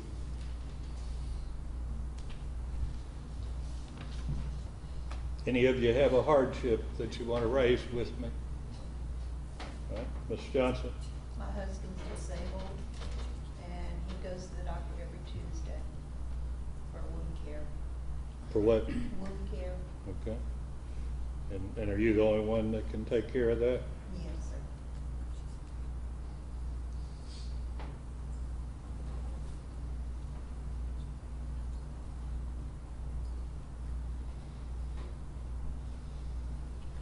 Okay. Anybody else? All right.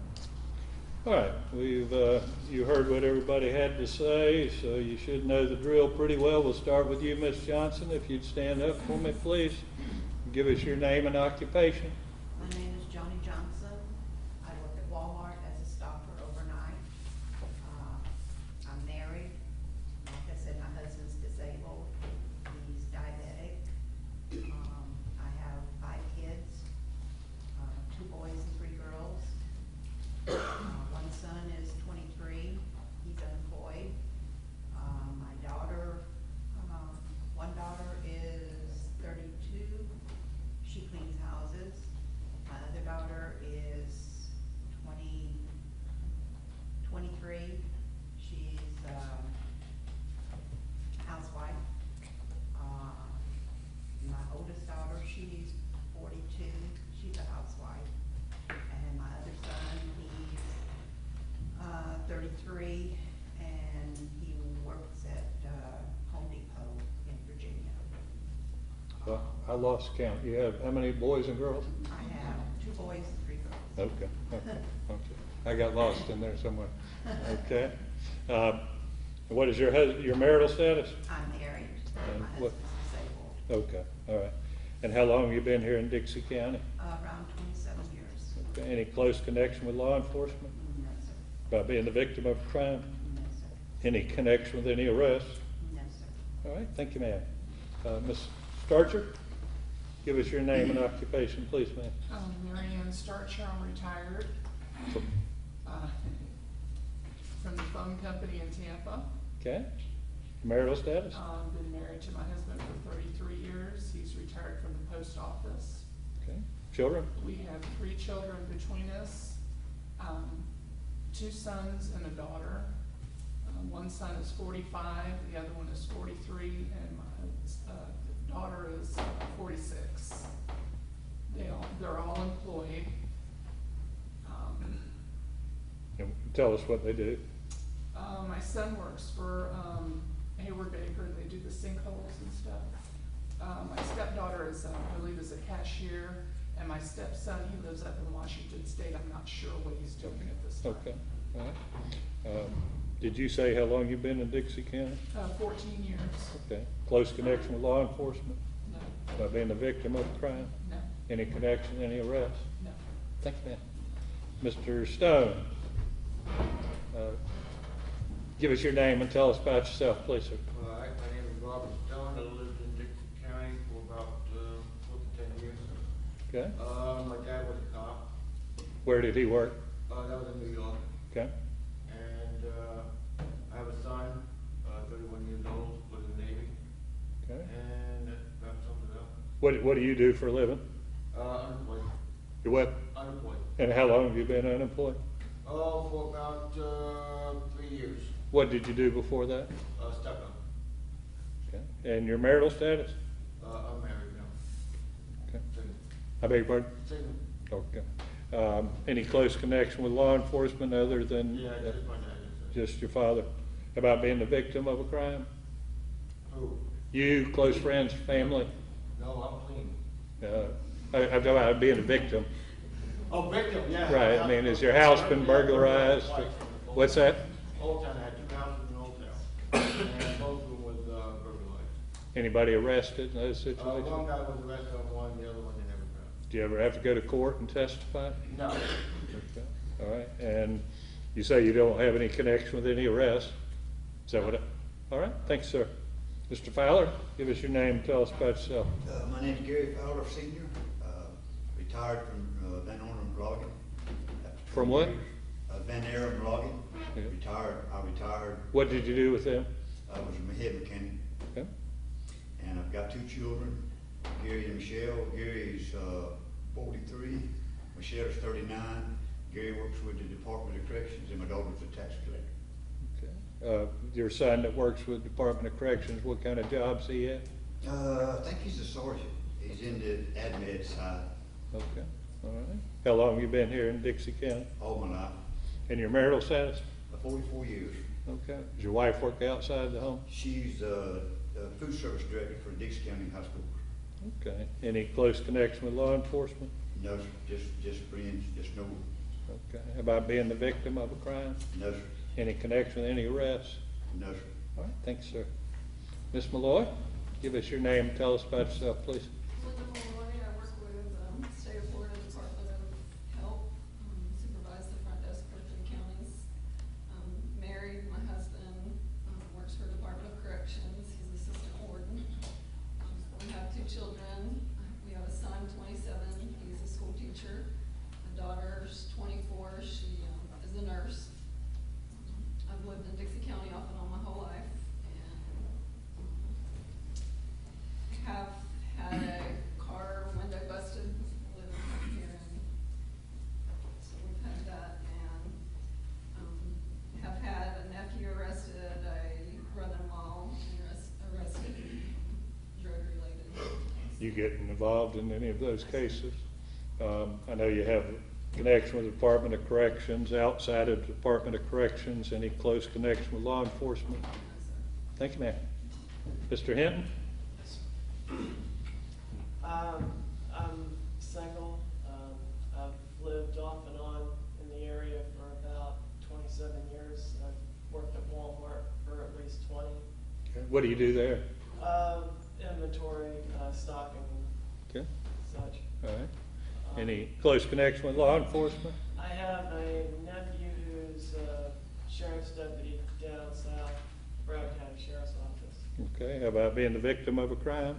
My brother-in-law, my sister's husband, He was a victim of police brutality over in Lake City about 5 years ago. Okay. How about any connection, any arrests? No. All right, thanks, sir. Ms. Silva? Give us your name and tell us about yourself, please.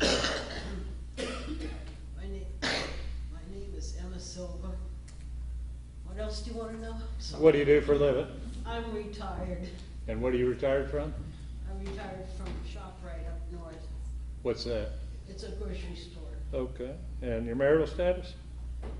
I'm divorced. And how long have you been divorced? Since 1980. Okay. Any children?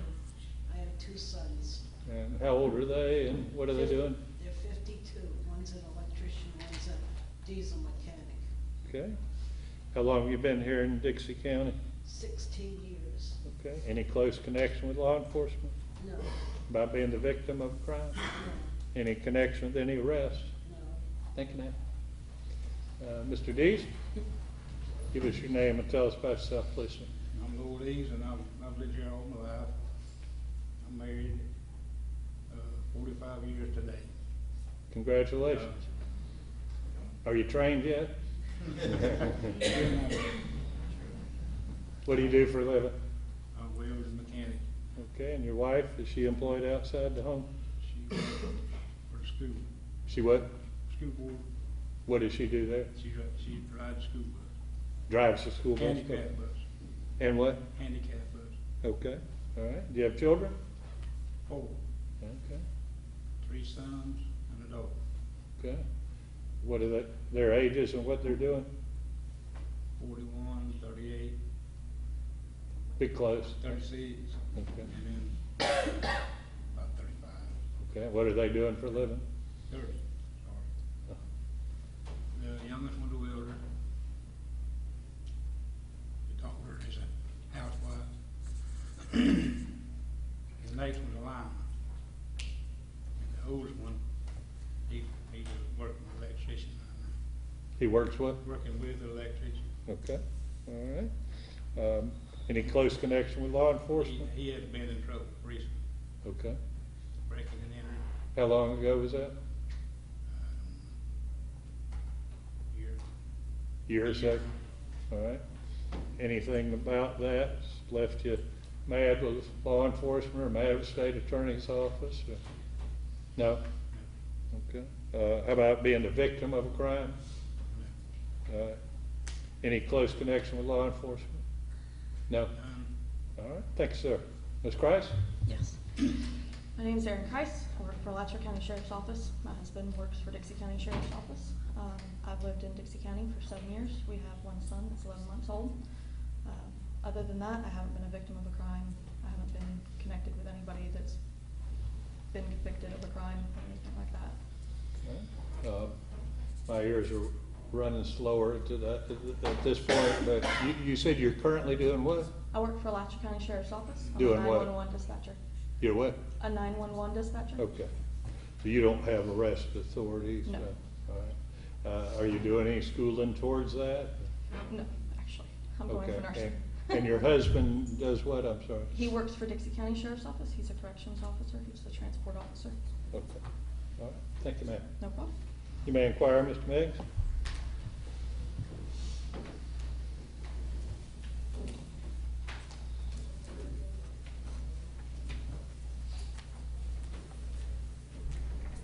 Been sitting so long, can't walk. Okay, y'all, especially the new folks on there, did you hear the questions that I asked before about the facts, the elements, and all of those? Did anything jump out about you and say, hey, if I was asked that question, I'd say it different to each of you? Okay, and I'm sure you heard my question about duty to protect the innocent, duty to convict the guilty. Do each of you share that same thought and process? That you have a duty to protect the innocent. I have to tell y'all, like I told that other bunch, now you nod your head, you get extra credit. You know?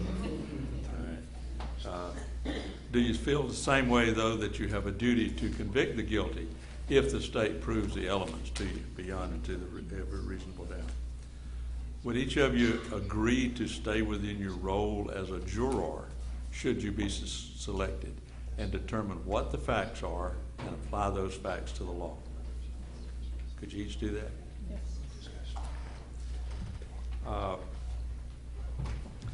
Ms. Johnson, I'm not going to pick on you, but I wanted to ask you, you indicated your husband is disabled. And I don't know how long this trial is going to last. I think no more than a week, we know that.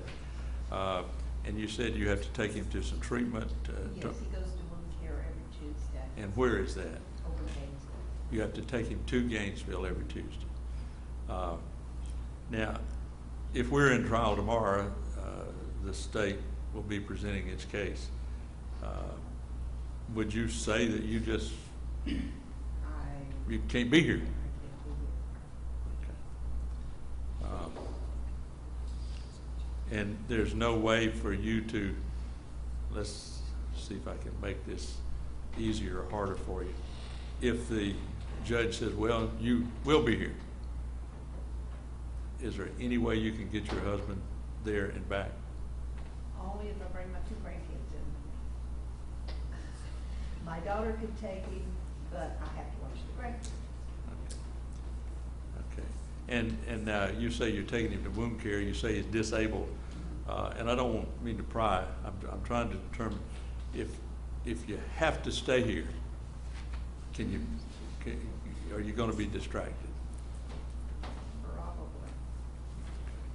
Distracted to the point that you couldn't be a good juror? I'll put it this way, if he doesn't keep his appointments, see, he got the bottom of his feet burnt really bad. He's diabetic, and he's already lost his big toe and 2 toes on the other foot. And if he doesn't keep his appointments with wound care, the wounds that he has on his feet right now could get reinfected.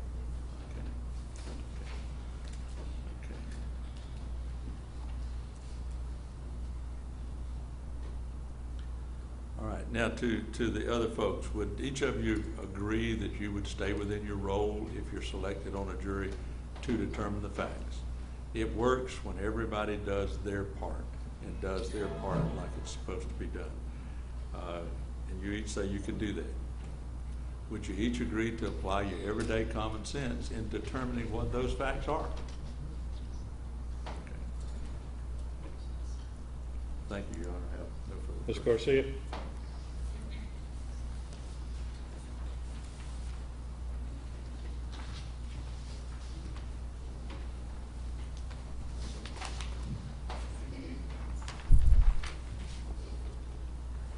Good afternoon, guys.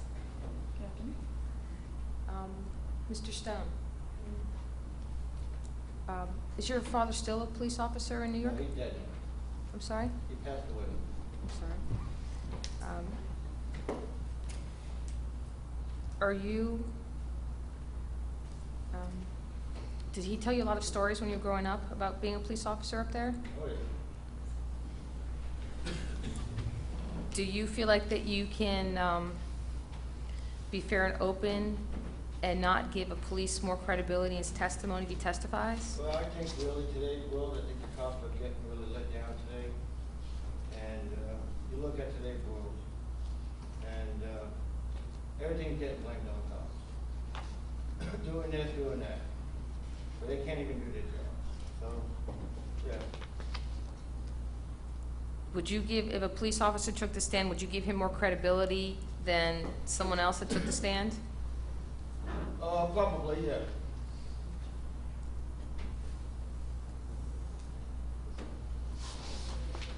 I know, Mr. Fowler, you said you were in the logging industry? Were you in a local logging industry in Dixie? For 44 years right here.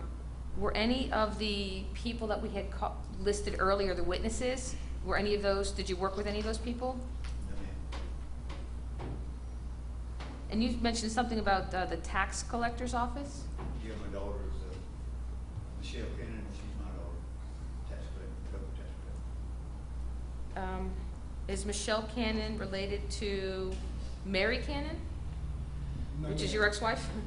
That is my wife separated, ex. Okay, you're your ex-wife. Yes, Are ma'am. they related, the Cannons? No, okay. And then you said something about also the Department of Corrections? My son. Or would you feel like you could be fair to an individual who's not a government employee if a lot of government employees came and testified and the defendant was not a government employee? Could you still be fair, do you think? Yes,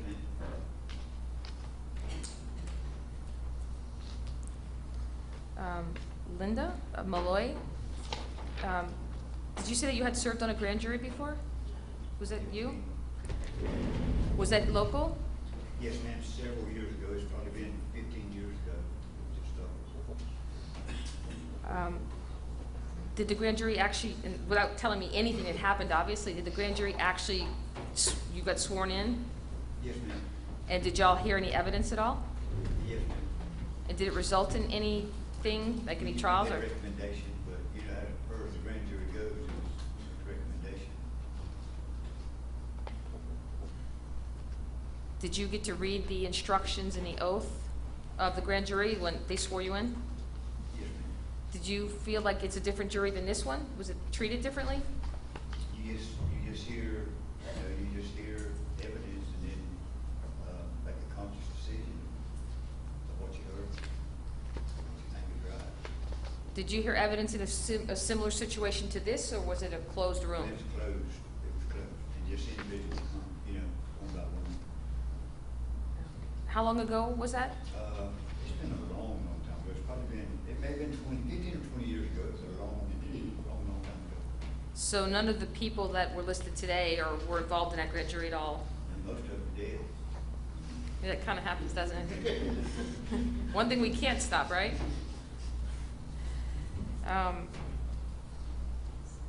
I think it's Andrew Hinton? You mentioned something about the BSO Sheriff's Office. Yeah, that's my nephew. He's a deputy, And how old is he? he's 33, How long has he been with them? at least 10 years. And does he tell you stories? Does he share stories with you about the sheriff's office and things they deal with? From time to time, yes. Has he ever brought up any things about sovereign citizens to you? Not particularly, no. Do you feel like that you can be fair to the defense, even though you have a family member at the sheriff's office? Or would you more be biased toward law enforcement? To be honest, I would be a bit biased towards law enforcement. I would have to, You'd feel like you'd give them more credibility? yes, And it'd be hard for you to determine if yeah, the other side was telling the truth or not? yes.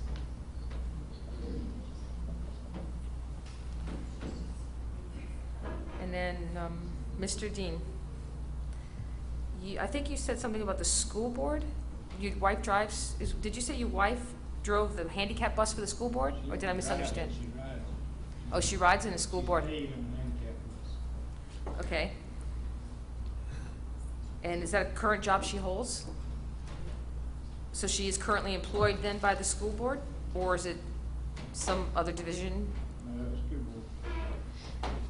Do you go to the school board outings with her, like any picnics or any parties or anything? Are there any friends on the school board of your family? Are you friends with any of them?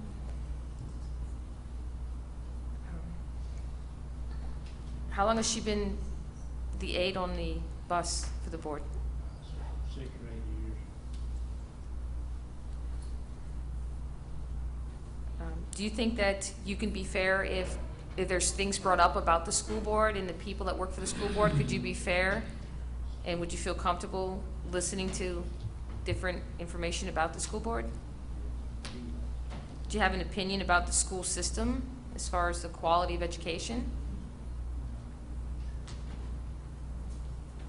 And you said you've been here all your life in Dixie?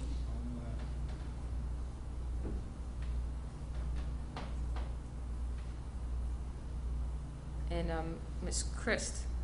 Christ. When did you work for the Dixie County Sheriff's Office? My husband works for Dixie County Sheriff's Office. Does I he- work for Alachua County Sheriff's Office. What did you do with the sheriff's office? I work for 911 dispatch over there. And what does your husband do for Dixie? He works as a corrections officer, as the transport officer. What's his name? Ben Ben Christ? Christ. And he currently works for Dixie County Sheriff's Office? Yes. You mentioned Ted Yoho? Yes, I What- worked for him for several years at Trenton Animal Hospital. He was one of the doctors, well, he owned the clinic, and he also worked one-on-one with us. I was a technician there. Are you friends with Mr. Yoho? He still comes by and visits, yeah.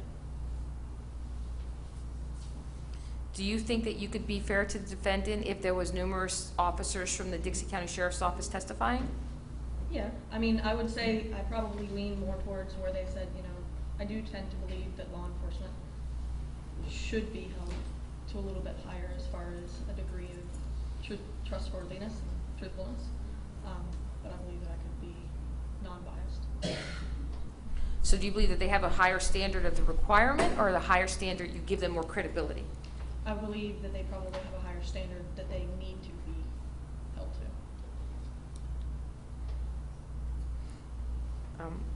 I guess you guys were here when we were asking questions before about the Constitution. Does anybody have any comments or ideals about the Constitution that they want to share? How about sovereign citizens? Does anybody know the definition of sovereign citizens? Yes. You do? Sovereign citizen is going to be a citizen that they believe that they shouldn't be held accountable to the federal government. They do generally believe in being held accountable to the sheriff, or they will at least react normally better to the sheriff than to federal government. But they believe that they shouldn't have to abide by a lot of the same governmental laws because they believe they should be their own self-governing person. And are there good and bad sovereign citizens? Are there different I levels? wouldn't say there's good and bad. You have good and bad of everything. You have extremists, and then you have the average one of the middle. So you think people have a right to form their own opinion as long as they're within the reasonable law, I guess? Yeah.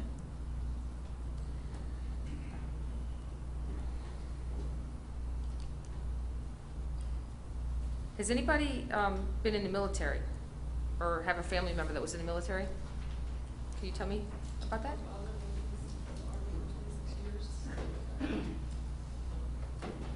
You said the Army? And is he still around? Yes. My husband served 4 years before he. And do they take their military oath serious to this day? Yes. And do they believe in fighting for their country and standing up for wrong? And does that carry over to you as far as believing in the oath and fighting for justice and truth? How about you? Yeah, my dad and my half-brother both served in the Navy, and I had only served in the Army for 22 years. And do you feel the same way about, do they carry their oath over and they believe in still fighting for justice? Absolutely. And do you guys think it's okay to fight for justice and to express your opinion if you see something wrong? If I see something wrong, yeah. Do you think that a public official would have a responsibility to report another public official if they saw them doing something wrong? As in doing something illegal, yes. And do you believe that you have a right to gather freely as a group, as long as it's nonviolent and non-subversive and you're gathering freely? And do you feel you have a right to express your opinions as a result? And do you Yes, freedom of assembly. Mhm. First Amendment? And do you think you have a right to petition your government for redress? Legally, yes. And do you think that you have a right to file a police report with the sheriff? If a crime's been committed, yes.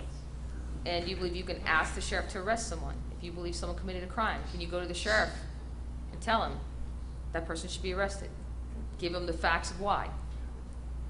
You have to have some burden of proof prior to just arresting somebody. Right. And the person responsible for arresting would be the sheriff, correct? Yes, well, or a deputy of the sheriff. So do you think if someone comes to the sheriff and tells them that they believe a crime was committed, that the sheriff should investigate it or look into it at all? If there's reasonable evidence, it should be looked into, yes. And do you think that should be confidential while he's investigating it, or he should discuss it with anyone, or how do you feel like the sheriff, since you have experience in the sheriff's office, if someone comes to you with a complaint, a written complaint? It's gonna need to be confidential within realm of the investigation. I mean, there's gonna be people that you're going to have to talk to that are gonna know what's going on because you're having to interview them. But within the realm of that investigation, it should be confidential. So if the sheriff's investigating something that someone brought to him, do you think it's okay for the sheriff to use some kind of ruse or tricks when he's investigating the people to get the truth? Or do you think he should be held to a higher standard in how he conducts his investigations? We're starting to get into the hypotheticals on the facts. Move on, Ms. Garcia. I have no questions. Thank you guys very much for your time today. All right. If y'all just kind of hang tight here, we'll adjourn to the jury room. We'll be back with you briefly.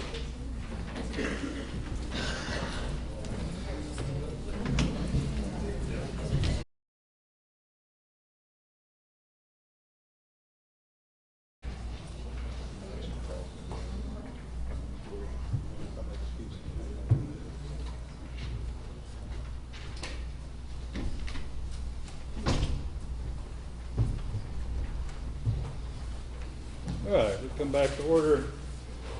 Ms. Johnson, you can have a seat in the audience. Ms. Starcher, you can have a seat in the audience. Ms. Prize, you can have a seat in the audience. Ms. Silva, have a seat in the audience. Mr. Hinton, have a seat in the audience. And Mr. Stone, have a seat in the audience. So I want Mr. Fowler down here in seat 6.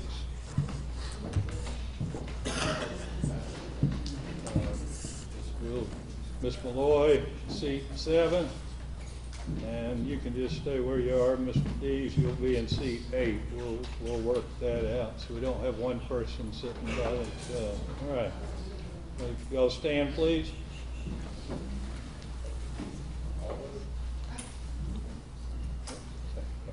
If you'd face the clerk and be sworn, please.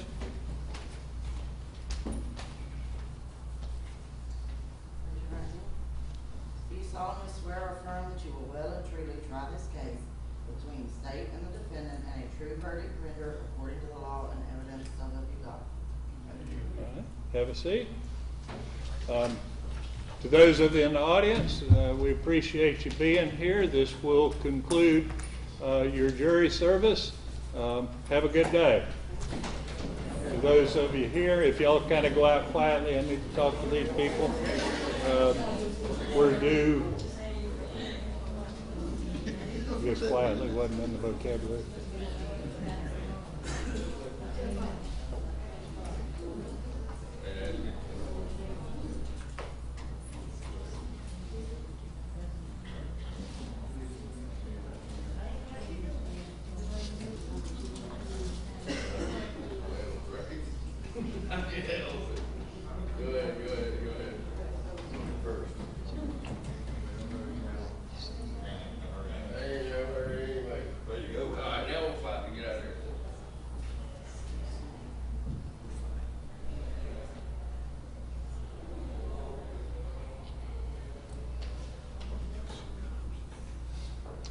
Now I can hear myself talk.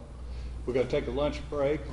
Over the lunch break, please remember what I've said earlier. Don't discuss the case with anybody. Let's not do any internet research. It's doubly important. Now you're on the jury to try the case. We've gone to a great deal of effort to try to get a jury that could fairly and neutrally handle this case. If we give it till 2 o'clock, that'll give you enough time to get lunch.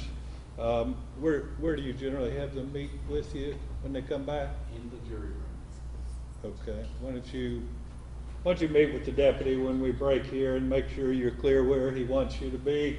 You don't want to be hanging out around here because there may be witnesses and so forth hanging around. You don't need to have any contact with anybody associated with the case. He'll give you instructions. We'll see you at 2 o'clock. All right? We'll be adjourned till 2 o'clock.